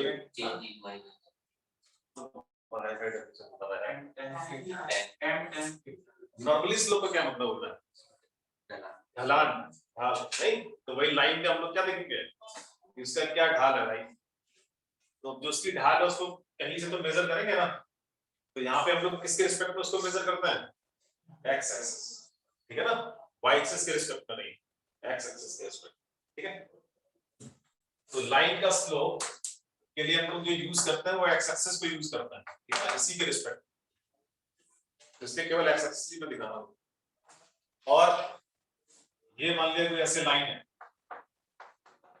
ये लाइन, तो लाइन की ये ढाल, इसको देखना है आपको किधर से, एक्स एक्सिस, और कौन सा x axis, positive direction of x axis से, इधर जाओगे तो ये negative direction of x axis है, ये कौन सा डायरेक्शन है, पॉजिटिव डायरेक्शन ऑफ एक्स, तो positive direction of x axis से के रिस्पेक्ट में हम लोग इसकी स्लोप देखेंगे, आई क्लियर है ना।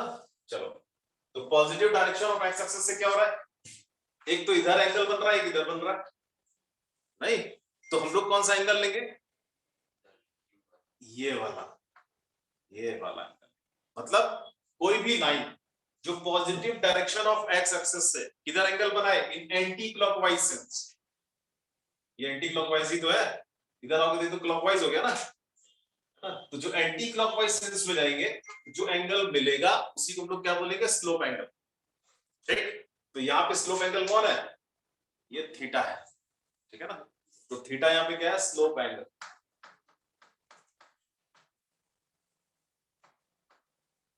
स्लोप एंगल ऑफ लाइन, ठीक। और ये क्या स्लोप एंगल ऑफ लाइन है, किसके साथ लिख लो चाहो तो, with positive direction of, with positive direction of x-axis in anti-clockwise direction।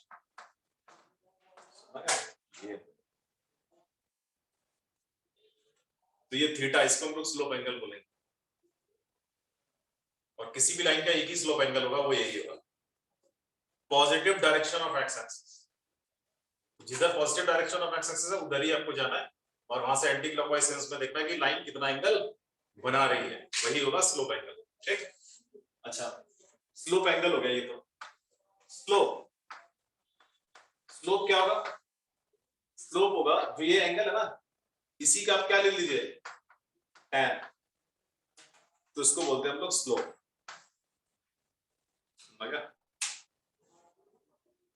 ये स्लोप एंगल का उसी का आप tan ले लीजिए, tan थीटा। तो tan थीटा को क्या बोलेंगे हम लोग, स्लोप। तो इस लाइन का स्लोप क्या होगा, जैसे मान लीजिए एंगल अगर 30 डिग्री बना रही है इधर से, तो स्लोप क्या हो जाएगा, tan 30, मतलब 1/√30 इसका स्लोप होगा। ठीक है, चलिए अब ये जो स्लोप एंगल है ये कहां से कहां तक वेरी कर सकता है, इसकी वैल्यू कहां से कहां तक वेरी कर सकती है, बोलो। जीरो टू इन्फिनिटी कैसे वेरी कर जाएगा एंगल, स्लोप एंगल कहां से कहां तक वेरी करेगा, 0 से 90 कैसे होगा। ये लाइन जब ऐसे कर देंगे पैरेलल टू एक्स एक्सिस, तो कितना एंगल बनेगा,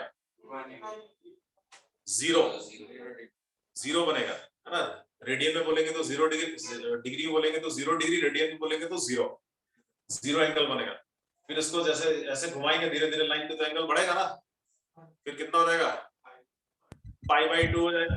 फिर और घुमाएंगे तो एंगल ऑफ ऑब्ट्यूज हो जाएगा ना, और वापस फिर से पाई और 0 वाली कंडीशन तो सेम ही है ना, वेक्टर थोड़ी ना कि अलग अलग डायरेक्शन। लाइन में वेक्टर में होता है ना ऐसा कि कोई वेक्टर इधर है तो ये एंगल, और इधर जाएगा तो एकदम अपोजिट एंगल हो जाएगा। यहाँ लाइन में ऐसा कोई डायरेक्शन तो है नहीं, तो ये वाली पोजीशन और इसको घुमा के वापस ये आओगे तो ये दोनों पोजीशंस तो सेम ही है ना। तो इसका तो थीटा कहां से कहां तक वेरी करेगा, 0 से पाई तक। 0 को इंक्लूड करेंगे, पाई को एक्सक्लूड कर देंगे, क्योंकि 0 और पाई पे एक ही बात है। आई बात समझ में, ठीक। तो यहाँ पे जो थीटा होगा ना, थीटा होगा 0 से लेके बोलो पाई तक। जो स्लोप एंगल है वो 0 से पाई तक वेरी करेगा। स्लोप एंगल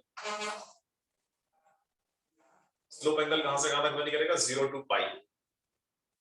ठीक, चलिए अब हम लोग बात करते हैं स्लोप की। स्लोप को जनरली डिनोट करते हैं किससे, m से। स्लोप को जो डिनोट करता है ना वो m से डिनोट करते हैं। बार बार स्लोप नहीं लिखेंगे, स्लोप की जगह क्या लिखेंगे, m स्मॉल है। ठीक, चलिए अब जरा इसका वेरिएशन देखते हैं। थीटा अगर 0 से पाई जाएगा तो tan थीटा कहां से कहां तक जाएगा, नहीं।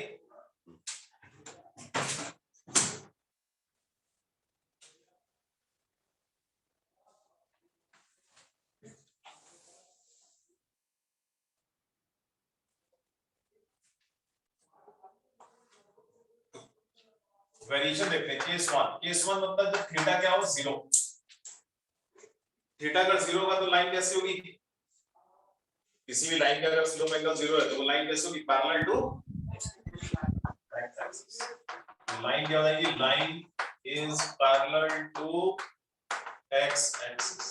ठीक है, पैरेलल टू एक्स एक्सिस। और स्लोप इसका क्या हो जाएगा, m इक्वल्स टू बोलो tan 0, और tan 0 की वैल्यू 0 होती है ना, तो m क्या हो जाएगा उसका 0, स्लोप 0 हो जाएगा। मतलब ऐसी लाइंस जो पैरेलल टू एक्स एक्सिस होती है उनका स्लोप 0 होता है, ठीक है।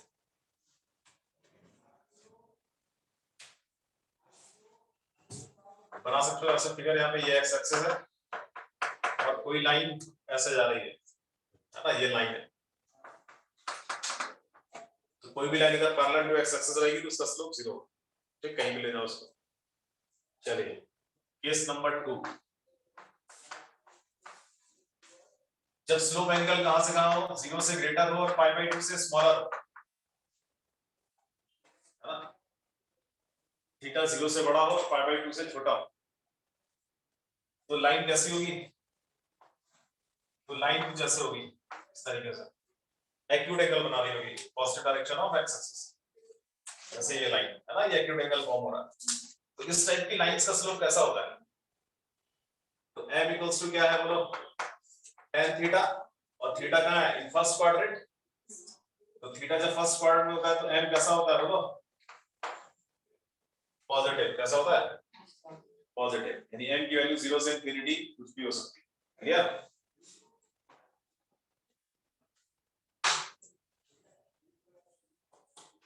tan 45 1 होगा, अगर ये एंगल 45 होगा तो सब 1 होता है, 60 डिग्री होगा तो 50 हो जाएगा, और बढ़ेगा तो फिर बढ़ते बढ़ते बढ़ते कहां है, इंफिनिटी की तरफ जाना पड़ेगा, ठीक है। तो पॉजिटिव फ्लो की लाइन कुछ ऐसे टिल्ट होगी इस तरीके से। केस 3,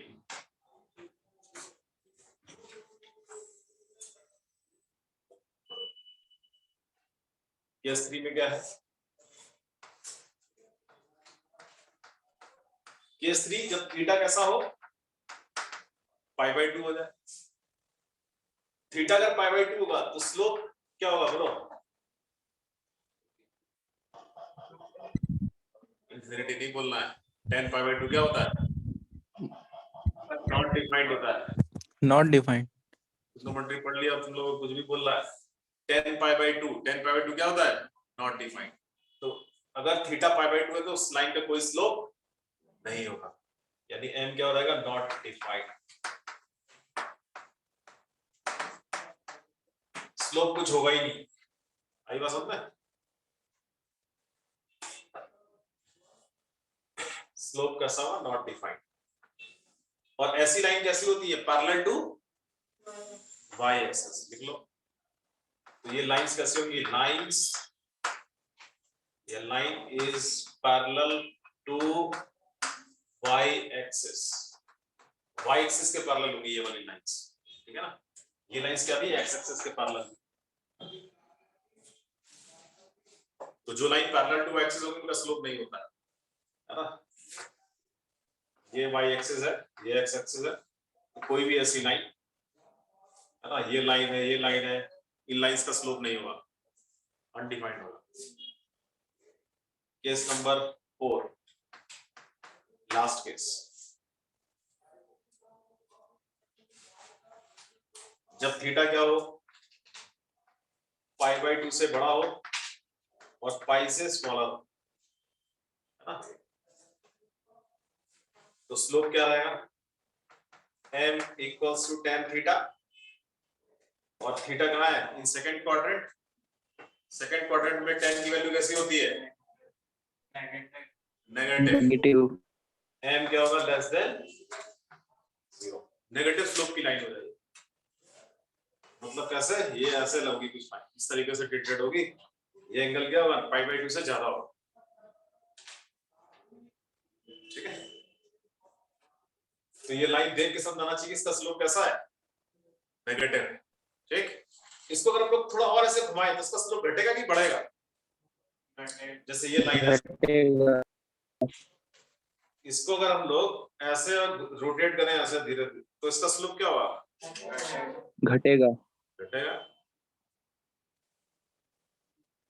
घटेगा। Yes, sir. क्या नाम है तुम्हारा, बोलो, बोल रहा घटेगा, क्या होगा बोलो, हम तुमको सम्मानित करेंगे, बताओ।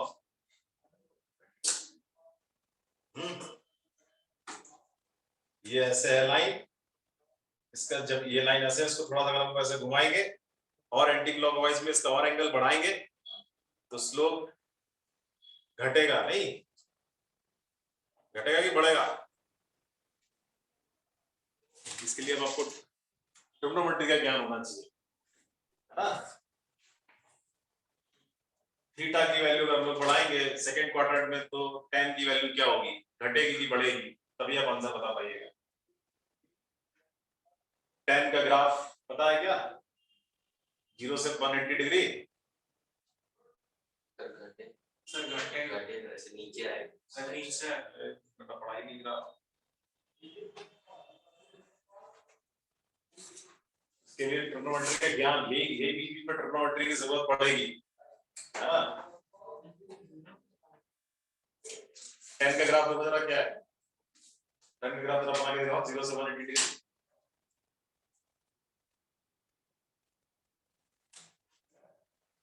ये सब तो यूज होगा, यूज करना आना चाहिए चीजें। हाँ इधर उधर मिलेगा तो उसको आपने पढ़ा होगा कभी तो उसको यूज करना है। tan का ग्राफ सोचो क्या होता है 0 से 180 डिग्री में tan का ग्राफ बेटा घटेगा नहीं तो बढ़ेगा ही। ग्राफ दिखाओ पहले देखें। हाँ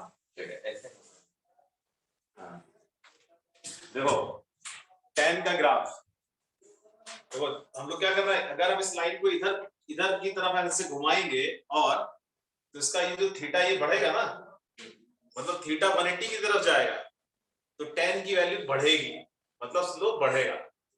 आई बात समझ में?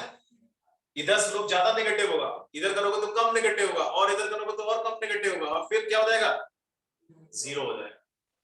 आई बात समझ में? है ना? इस लाइन को अगर आप ऐसे करोगे तो ये और ज्यादा नेगेटिव होगा और जस्ट अगर इसको इधर क्लॉकवाइज अगर रोटेट करते करते क्या, अगर आप इसको एकदम वर्टिकल पोजीशन की तरफ अगर आप इसको टेंड करोगे तो उसका स्लोप कहां, माइनस इंफिनिटी की तरफ जाएगा। ऐसा समझ में? क्लियर?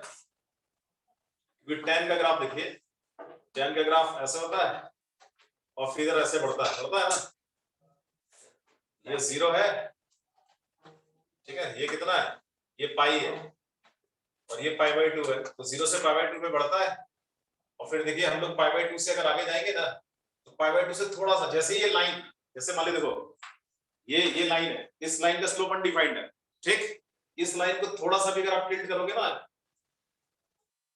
तो इसका स्लोप कहां, सीधा माइनस इंफिनिटी में मिलेगा। कहां मिलेगा? जैसे कल π/2 से थोड़ा सा बढ़ाओगे तो वैल्यू कहां है, tan की देखो माइनस इंफिनिटी, बहुत ज्यादा नेगेटिव नहीं, और फिर जब आप इस लाइन को धीरे धीरे इधर शिफ्ट करोगे, ऐसे घुमाओगे तो फिर कम नेगेटिव होते होते होते होते फिर कहां पे, 0 पे। जैसे ये पैरेलल हो जाएगी ना तो 0 हो जाएगा। आई बात समझ में? और जैसे ये लाइन देखो, ये जो वर्टिकल लाइन है ना, इस वर्टिकल लाइन के अगर राइट में कोई लाइन ऐसे होगी तो उसका स्लोप कहां होगा, ये π/2 एंगल, π/2 से जस्ट अगर एंगल क्या थोड़ा छोटा तो स्लोप कहां होगा, प्लस इंफिनिटी। देखो ये π/2 है ना, π/2 पे तो अनडिफाइंड है, π/2 से जस्ट पहले जाओगे तो स्लोप कहां है, प्लस इंफिनिटी। तो ये समझिए, इस सब की जरूरत पड़ती है। जैसे अगर लाइन ऐसे है, पॉजिटिव स्लोप की लाइन है, अगर आप इसको धीरे धीरे अगर आप ऐसे घुमाइएगा एंटी क्लॉकवाइज सेंस में तो इसका स्लोप बढ़ेगा ना। कब तक बढ़ेगा, जब तक एंगल 90 डिग्री नहीं हो जाता तब तक, है ना, यानी स्लोप 0 से इंफिनिटी पहुंच जाएगा और जैसे ये वर्टिकल आ जाएगी एग्जैक्ट तो स्लोप अनडिफाइंड हो जाएगा और जैसे आप π/2 के आगे जाओगे तो तुरंत स्लोप माइनस इंफिनिटी हो जाएगा, है ना, और आप उसको घुमाओगे तो स्लोप फिर घटते घटते फिर नहीं बढ़ते बढ़ते कहां पे, 0 है। ऐसा समझ में? ठीक, तो ये समझ आ गया होगा सभी को स्लोप का हिसाब किताब। Yes, sir.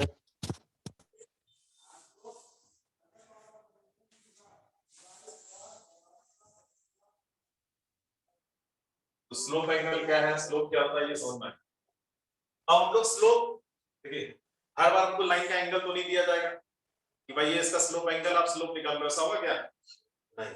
तो फिर हमको कुछ और मेथड जनरेट करने पड़ेंगे जहां से हम लोग स्लोप फाइंड कर सकें, ठीक है। सर ये स्लोप बढ़ेगा कि तो स्लोप नेगेटिव होगा, नेगेटिव स्लोप तो नेगेटिव होगा ना, तो क्या पूछना चाह रहा हूं? किसी भी लाइन का एंगल अगर पाई/2 से ज्यादा होगा तो उसका स्लोप नेगेटिव ही होगा ना, लेकिन उस लाइन को तुम और एंगल उसका बढ़ाओगे तो फिर स्लोप तो बढ़ेगा ना। आ सकता है वो तो लाइन पे जब मूव कराना तब आपको बता रहा है ऐसा हो भाई, जैसे 90 डिग्री से एंगल ज्यादा होगा तो स्लोप तो नेगेटिव ही हो जाएगा, और उसको अगर आप एंगल और बढ़ाओगे तो फिर स्लोप रहेगा नेगेटिव ही, लेकिन वो बढ़ेगा। चलिए नेक्स्ट लिखिए, slope of a line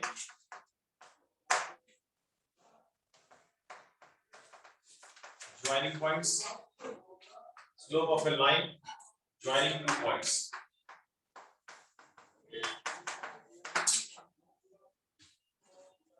Slope of a line joining two points. देखिए ये सबसे ज्यादा फॉर्मूला यूज होगा स्लोप का, ये एक्स एक्सिस है और ये लाइन है ऐसे कुछ, ठीक है। इसमें कोई दो पॉइंट आपको दे रखे हैं, कोई भी आपको 2 पॉइंट्स पता है, जैसे ये पॉइंट है x1 y1 और इधर ये पॉइंट है x2 y2। किसी भी लाइन पे कोई भी दो पॉइंट अगर आपको पता है तो आप उसका स्लोप फाइंड कर सकते हो, ठीक। कैसे? देखिए स्लोप, ये स्लोप एंगल तो यही है थीटा, है ना, लेकिन ये थीटा की वैल्यू मुझे नहीं पता है, तो क्या करेंगे हम लोग, एक परपेंडिकुलर यहां से एक इधर और फिर पैरेलल टू एक्स एक्सिस, एक राइट एंगल ट्रायंगल यहां फॉर्म कर लिया। तो ये पैरेलल टू एक्स एक्सिस है, ये थीटा है, तो फिर यहां ये थीटा बनेगा ना, ये थीटा होगा तो ये भी थीटा होगा नहीं, और ये राइट एंगल ट्रायंगल होगा। मुझे तो tan थीटा चाहिए, स्लोप क्या होता है, tan थीटा ही ना होता है, n equals to tan theta, क्योंकि थीटा यहाँ पे क्या है, स्लोप एंगल। तो आप बताओ क्या इस राइट एंगल ट्रायंगल में हम लोग tan थीटा निकाल सकते हैं कि नहीं? मिल जाएगा ना tan थीटा। भाई ये कितनी लेंथ होगी, y2 माइनस y1, ये कितनी लेंथ होगी, x2 माइनस x1। तो ये कैसा राइट एंगल ट्रायंगल है, तो tan थीटा क्या, परपेंडिकुलर बाय बेस, तो क्या आ जाएगा, tan थीटा निकालो, y2 minus y1 upon x2 minus, तो ये स्लोप का फॉर्मूला हो गया, y2 minus y1 upon x2 minus x1। यानी किसी भी लाइन पे कहीं भी अगर मुझे दो पॉइंट पता है, कोई भी दो पॉइंट पता है उस लाइन पे, तो उसका स्लोप इस फॉर्मूले से निकाल देंगे, ठीक है। उसके लिए हमको स्लोप एंगल जानने का जरूरत नहीं है कि थीटा कितना होगा, ठीक है, नोट कर लीजिए फॉर्मूला।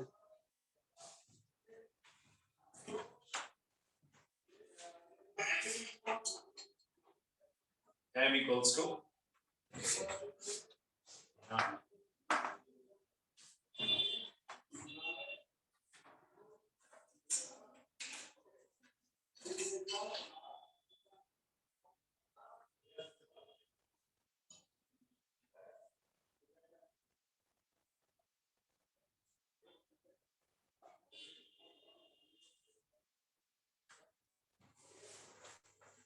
एग्जांपल लिखो,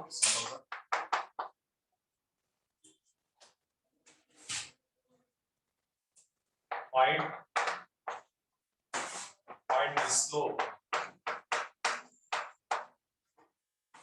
the slope of the line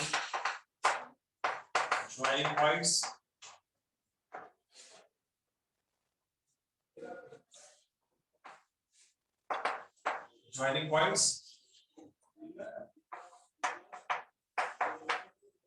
-4, 7 and 6, 13। चलो उसका स्लोप बताओ क्या रहा,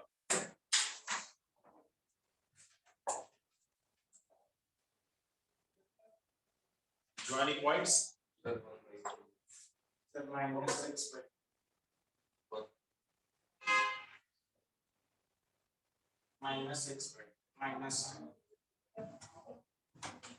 इसमें आप किसी को भी x1 y1 किसी को भी x2 y2 ले लो, कोई फिगर बनाने की जरूरत नहीं है, ठीक है ना। ये x1 y1 तो ये x2 y2, फॉर्मूला लगा दो y2 minus y1 upon x2 minus x1 आ जाएगा इसको, ठीक है।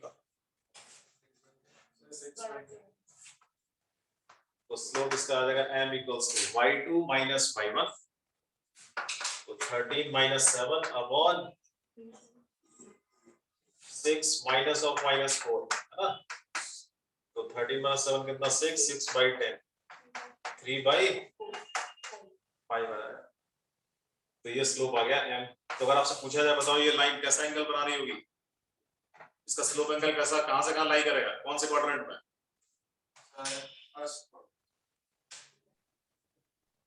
कौन से क्वाड्रेंट में लाई करेगा इसका स्लोप एंगल, फर्स्ट थर्ड में होगा। अरे थीटा तो 0 से पाई होता है ना, तो दोस्तों उसको कहीं ले थीटा तो 0 से पाई होगा ना, थर्ड में नहीं होगा। स्लोप कहां रहता है, स्लोप एंगल कहां मिलेगा, या तो फर्स्ट में या सेकंड, ऐसा में भाई थीटा तो 0 से पाई होता है ना। अगर वो आपसे कहे नहीं कहीं भी हो सकता है, तब आप बोलोगे फर्स्ट में भी और थर्ड में भी, क्योंकि tan कहां होता है, फर्स्ट और थर्ड दोनों में पॉजिटिव होता है। बट अगर स्लोप एंगल वर्ड यूज कर रहा है तो फिर कहां बोलेंगे, 0 से π/2 के बीच में ही होगा, ऐसा में, क्योंकि स्लोप पॉजिटिव है इसलिए, ठीक। क्वेश्चन में स्लोप एंगल 0 से पाई ही होता है, ठीक है।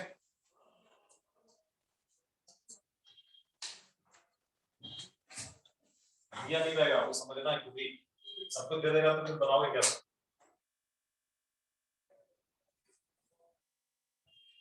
चलिए नेक्स्ट लिखिए, स्लोप समझ आ गया। अब हम लोग बात करते हैं लाइंस की, मतलब एंगल की बात करते हैं। देखो angle between two lines, angle between two intersecting lines, angle between two intersecting lines, ठीक है।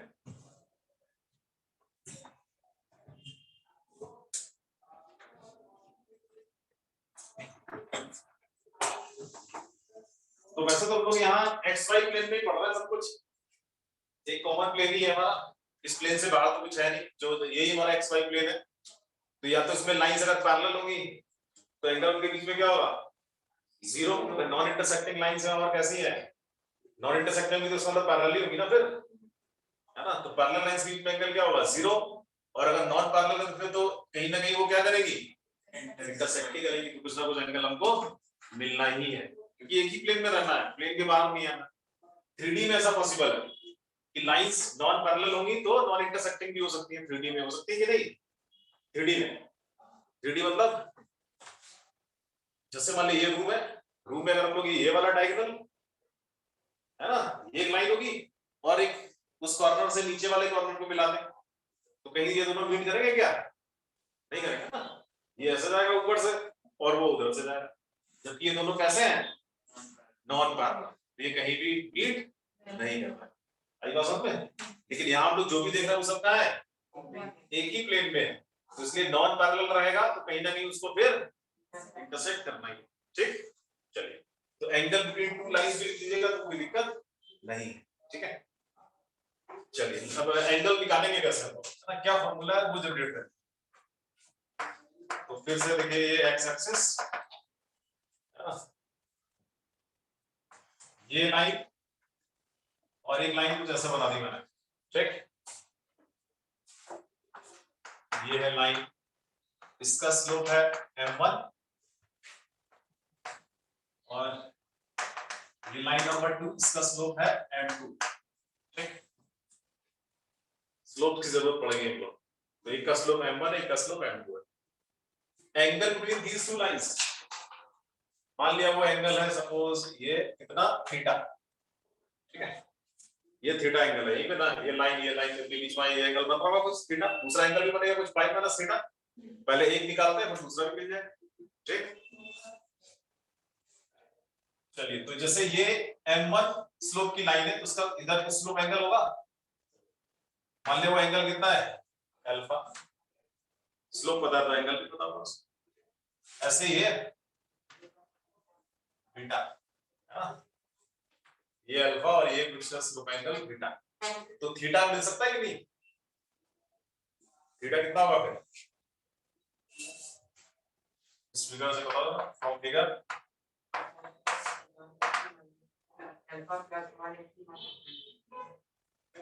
कुछ ऐसा पढ़ा था कभी?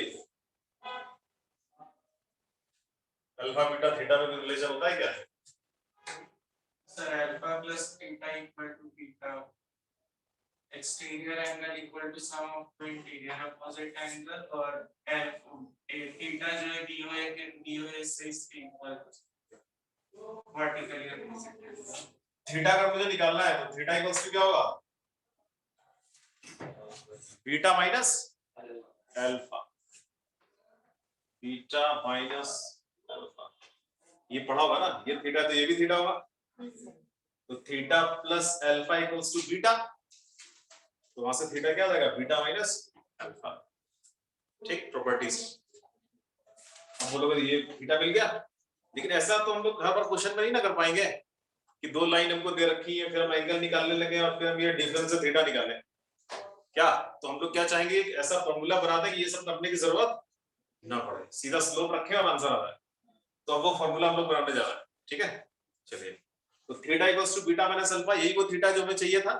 क्या करें, अब फॉर्मूला जनरेट करना है, तो हम लोग क्या करें इसमें, टेकिंग tan बोथ साइड्स। क्यों? क्योंकि tan अल्फा की वैल्यू कितनी है? m1, tan बीटा की वैल्यू कितनी होगी? m2। भाई ये स्लोप एंगल है ना, m1 का मतलब क्या है? tan अल्फा है ना, m2 का मतलब क्या है? tan बीटा भी देखा था ना पीछे फॉर्मूला। ठीक, चलिए इसमें tan ले लीजिए, टेकिंग tan बोथ साइड्स, तो ये हो जाएगा tan theta equals to tan of beta minus alpha.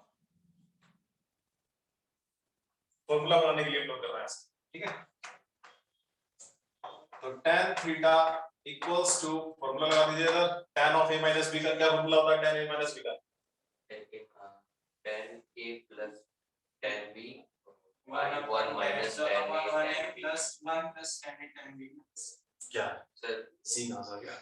tan tan a plus एक लोग ना उसको पहले चलो तुम बोलो फिर। tan of b minus से क्या, tan a plus tan b upon 1 minus tan a tan, इसका फॉर्मूला ये tan a minus क्या होगा तुम बताओ? tan a plus tan a minus tan b by 1 plus tan a tan। ये होता है tan of beta minus alpha, क्या होगा? tan beta minus tan alpha upon 1 plus होगा इधर tan beta into tan alpha. ऐसी ट्रिग्नोमेट्री जो बीच-बीच में ना आपको मिलती रहेगी आगे तक, ठीक है।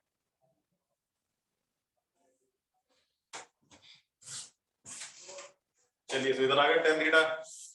अब देखो tan बीटा कितना है? tan बीटा इसको स्लोप्स में कन्वर्ट कर लेंगे हम लोग, है ना। चलिए स्लोप्स में कन्वर्ट करिए, तो tan थीटा इक्वल्स टू क्या हो जाएगा? m2 minus m1 upon 1 plus m1 m2 हो जाएगा ना। ये मिला हमको एक, बट अभी मेरा फाइनल फॉर्मूला नहीं है, क्योंकि जब भी दो लाइन मीट करती है ना तो उनके बीच में दो एंगल बनते हैं, एक अगर इधर बनेगा तो दूसरा इधर भी तो बनेगा।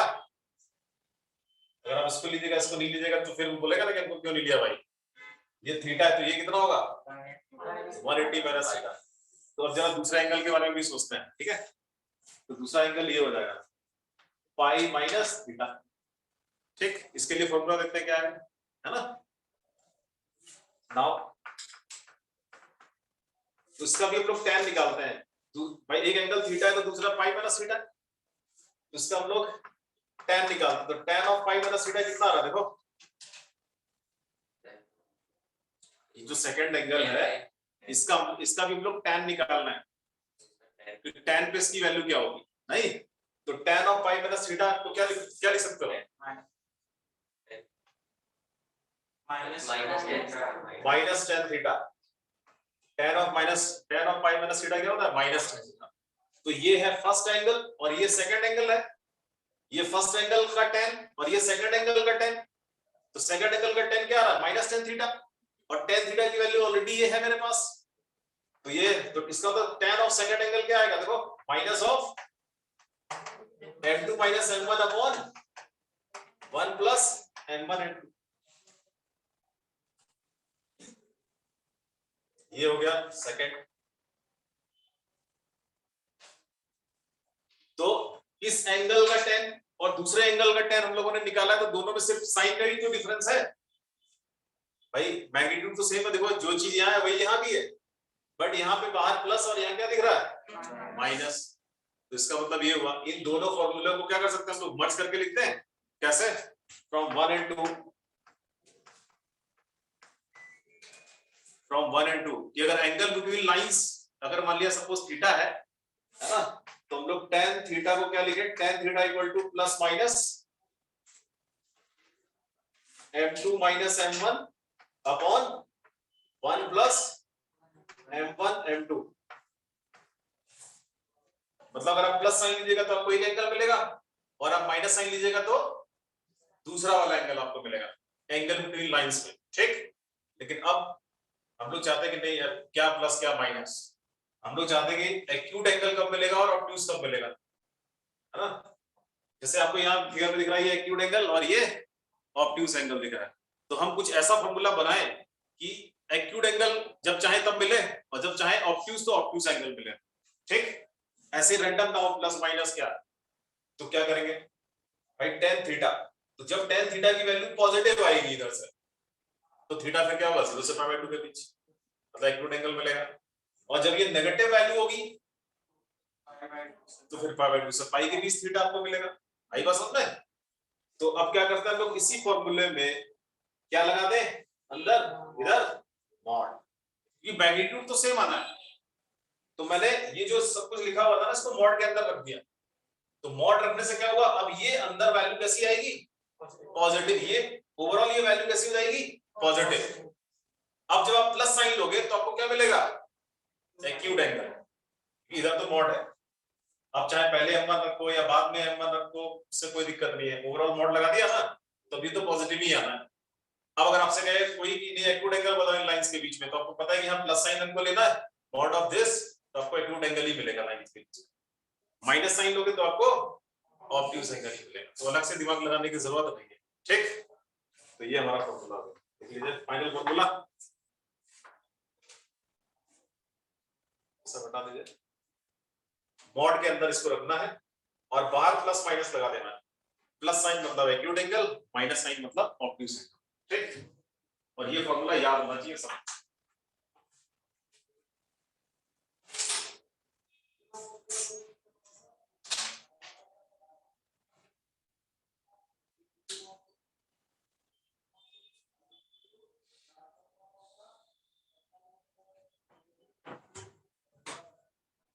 तो फाइनली आपको ये फॉर्मूला ही याद रखना है, ठीक।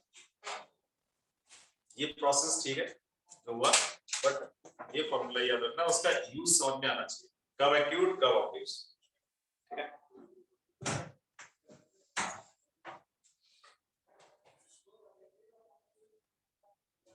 चलिए एग्जांपल लिखिए।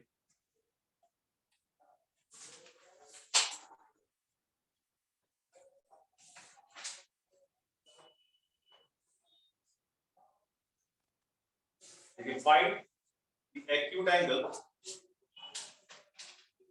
Find the acute angle between the lines.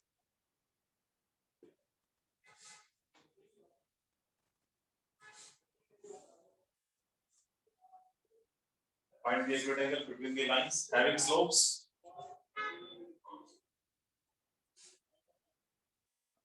One by 3 and 2. कुछ भी ले लिया ऐसे 1 by 3 and 2 चलिए बताइए।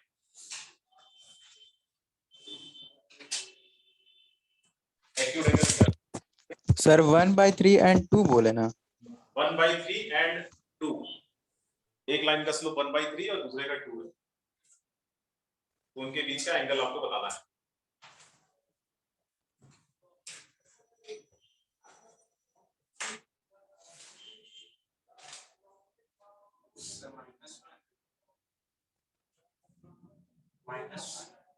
नहीं तो ये लोग कैलकुलेट करेंगे तो हमारा माइनस 1 आ रहा है, स्लोप एंगल पूछ रहा हूँ, क्या माइनस में बता रहे एंगल बताना। Sir, and theta equal to tan inverse of it. Formula लगा दो भाई, देखो प्लस साइन मॉड ऑफ, जिसको मर्जी हो m1 ले लो, जिसको मर्जी हो m2 ले लो, है ना। m1 चाहो आप ले लो कितना 1/3 और m2 को ले लो 2, ठीक, रख दो इस फॉर्मूले में। एक्यूट एंगल आपसे पूछा जा रहा है तो प्लस साइन ले लेना फॉर्मूले में। आ गया आंसर।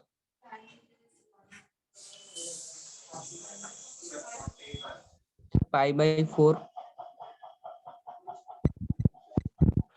m1 ले रहा हूँ 1/3, m2 ले लेना हूँ 2। एक्यूट एंगल निकालना है तो tan theta, suppose theta angle between the lines, तो tan थीटा प्लस साइन लेना मुझे एक्यूट एंगल के लिए। m1 माइनस m2 कर दो, m2 माइनस m1 कर दो, कोई दिक्कत नहीं है। 1/3 माइनस 2 अपॉन 1 प्लस 1/3 इनटू 2, ये फॉर्मूला लगा दिया। तो tan theta equals to mod of कितना हो जाएगा ये 3 2 यानी माइनस का 5/6, इधर कितना हो जाएगा, इधर भी 5/6 ना, नहीं सॉरी 5/3, इधर भी कितना आएगा 5/3, कितना 5 कैंसिल, ऊपर में अच्छा ऊपर भी pi by 3 होगा ना। मॉड में माइनस तो tan थीटा इक्वल्स टू कितना मॉड ऑफ -1, मॉड ऑफ -1 को क्या लिखेंगे 1, तो थीटा कितना 45 डिग्री लिखो या रेडियन में लिख दो π/4, यानी लाइंस के बीच में एंगल कितना होगा π/4। दूसरा एंगल कितना होगा 180 में 10 को मैंने सबके बता देना 135 डिग्री, ठीक, pi by 4. चलिए एक और लिखिए।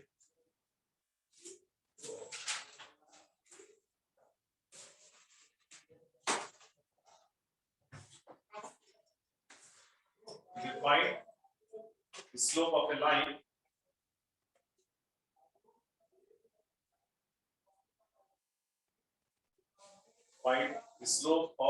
line which makes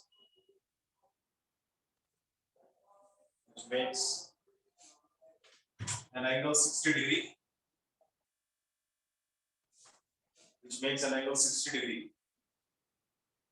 with the line joining points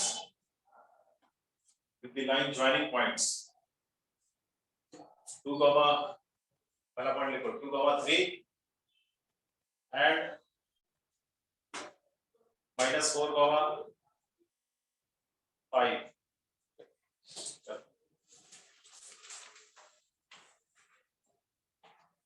पढ़िए, समझिए और बनाइए।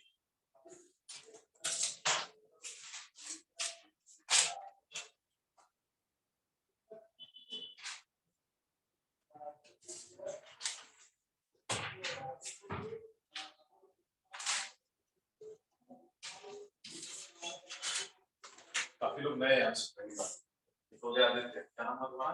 अभिषेक, मास्क लगा लेना। तुम्हारा क्या नाम होगा? शिवम। पीछे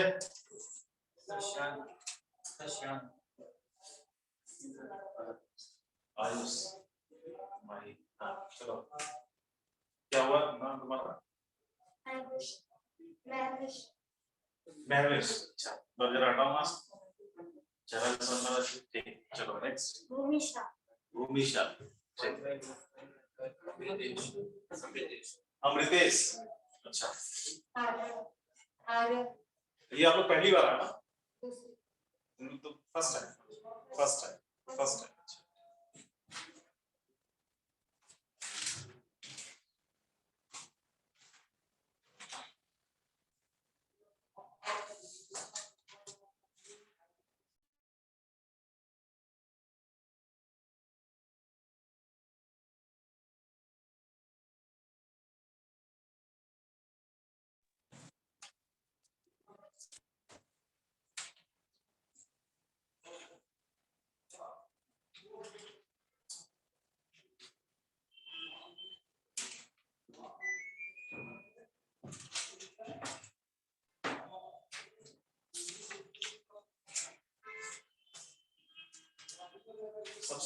गिवन लाइन है ना उसका स्लोप बताओ। जो लाइन आपको दे रखी है ना ज्वाइनिंग पॉइंट्स वाली, उसका स्लोप कितना है? -1/3। Yes, 1/. Some mod नहीं मॉड वहां को लगाएंगे y2 minus y1 upon x2 minus x1 वाला फॉर्मूला लगाना है। कितना -1/3 आ रहा है, उसका स्लोप पहले आपको निकालना पड़ेगा। ठीक, फिर एक दूसरी लाइन जो उसके साथ 60 डिग्री एंगल बना रही है, उसका स्लोप कुछ ले लेंगे m और फॉर्मूला यूज करेंगे कौन सा? tan 60 60 डिग्री का साइड एक्यूट एंगल है तो मॉड लगाना है, मॉड के साथ प्लस साइन लेना है, फॉर्मूला लगाना है और फिर एक इक्वेशन बनेगी मॉड में, वहां से आपको m फाइंड करना है। ठीक, चलो बेसिक मैथमेटिक्स वाला मेरे साथ बता दो।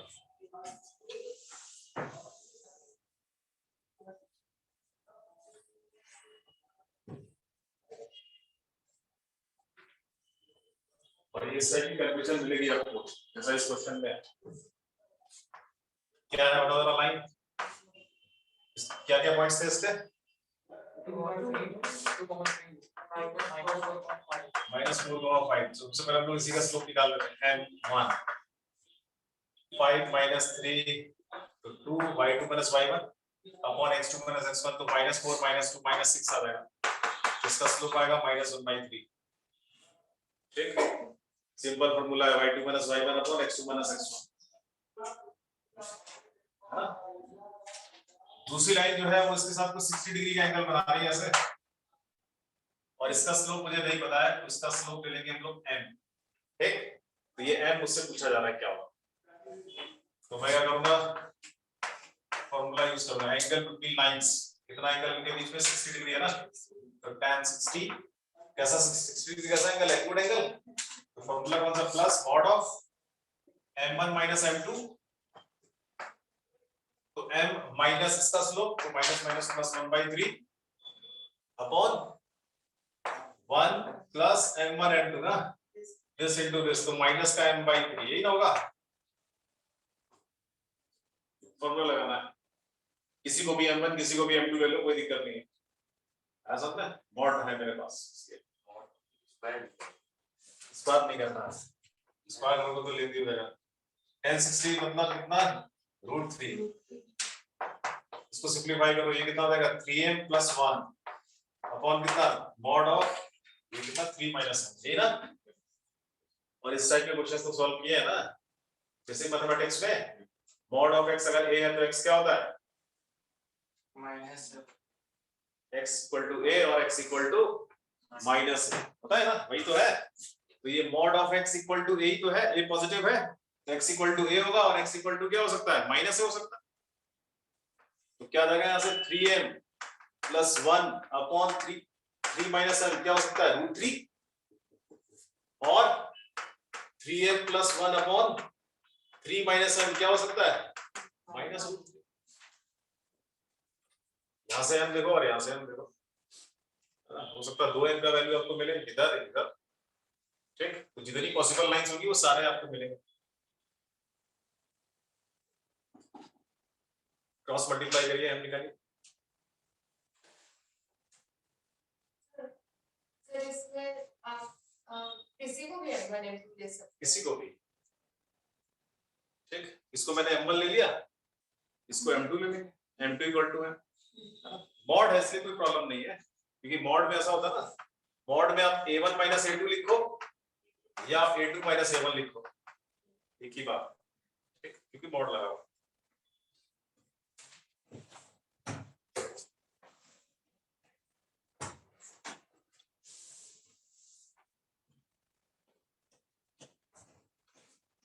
क्रॉस मल्टीप्लाई कर लेंगे हम लोग। 3m + 1 = √3 ब्रैकेट 3 - m,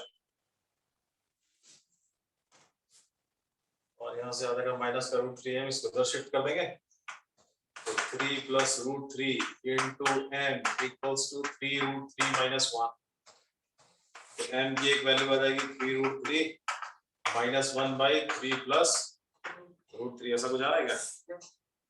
एक ये m का वैल्यू किधर से मिलेगा आपको, है ना? इधर से क्या मिलेगा? 3m + 1 -√3 into this, तो सीधा मल्टीप्लाई करके लिख देना √3 × 3 और प्लस का √3m भी आएगा ना। शिफ्ट करो इधर, m निकालना है, m के साथ क्या आएगा 3 माइनस √3, इधर -1 माइनस 3 √3, तो एक m की वैल्यू इधर से भी आएगी -1 माइनस 3 √3 बाई 3 माइनस √3। एक ये m और एक ये है। आप बोलोगे सर ये दो लाइन कैसे होंगी, 60 डिग्री एंगल बना देंगी, तो कोई बता सकता है कि दो क्यों होंगी? दो होना भी चाहिए, ये अगर इधर होगी तो इधर भी तो होगी। ये पॉजिटिव नेगेटिव नहीं बोलना है, ये लाइन है इसके इधर होगी 60 डिग्री बनाते हुए तो इधर भी तो होगी, ऐसे तो यहां से इधर 60 बनाएंगे, आ सकता है। इसीलिए यहाँ पे m का कितना वैल्यू है 2, आ सकता है। उसके दो पॉसिबल आंसर, ठीक। अगर मान लिया एक m नहीं आ रहा होता, एक ही आ रहा होता, कुछ ऐसा होता है m कट गया होता, कुछ नहीं आ रहा होता, तो एक m आ रहा होता, तो क्या बोलते हैं? देखने से तो लग रहा है कि लाइन तो दो ही होगी भाई, एक अगर एंगल इधर बनाएगी तो इधर भी तो बनाएगी। एक ही m अगर आ रहा होता कैलकुलेशन में, आपको मिलेगा ऐसा कैलकुलेशन आगे कि एक जगह से m नहीं मिलेगा, एक ही जगह से आपको m मिलेगा, तो फिर आप क्या कंक्लूजन निकालोगे वहां पे? तो फिर एक लाइन ऐसी होगी जो क्या होगी, पैरेलल टू y एक्सिस होगी, क्योंकि जो line parallel to y axis होती है उसका स्लोप होता ही नहीं है। जब उसका स्लोप ही नहीं होता है तो फिर वो आएगा ही नहीं कैलकुलेशन, क्लियर? तो उसके इसमें सिर्फ आपको एक ही m की वैल्यू मिलेगी, क्योंकि एक लाइन क्या होगी फिर पैरेलल टू, क्योंकि जहां भी parallel to axis line involve होगी वहां उसका स्लोप तो होता ही नहीं है, तो जब होता नहीं तो फिर पिक्चर में आएगा ही नहीं, ऐसा ना है। जबकि ज्योमेट्रिकली आपको लगेगा कि अच्छा दो लाइन होगी, एक इधर एक इधर भी होगी, लेकिन आ रहा है हमका एक ही वैल्यू, इसका मतलब दूसरी लाइन कौन सी है, parallel to y axis, clear? तो हम लोग क्वेश्चंस बनाएंगे ना तो वैसा भी केस आएगा, ठीक। चलिए आज के लिए बनाएं, हम लोग अटेंडेंस ओटीपी वाला सिस्टम,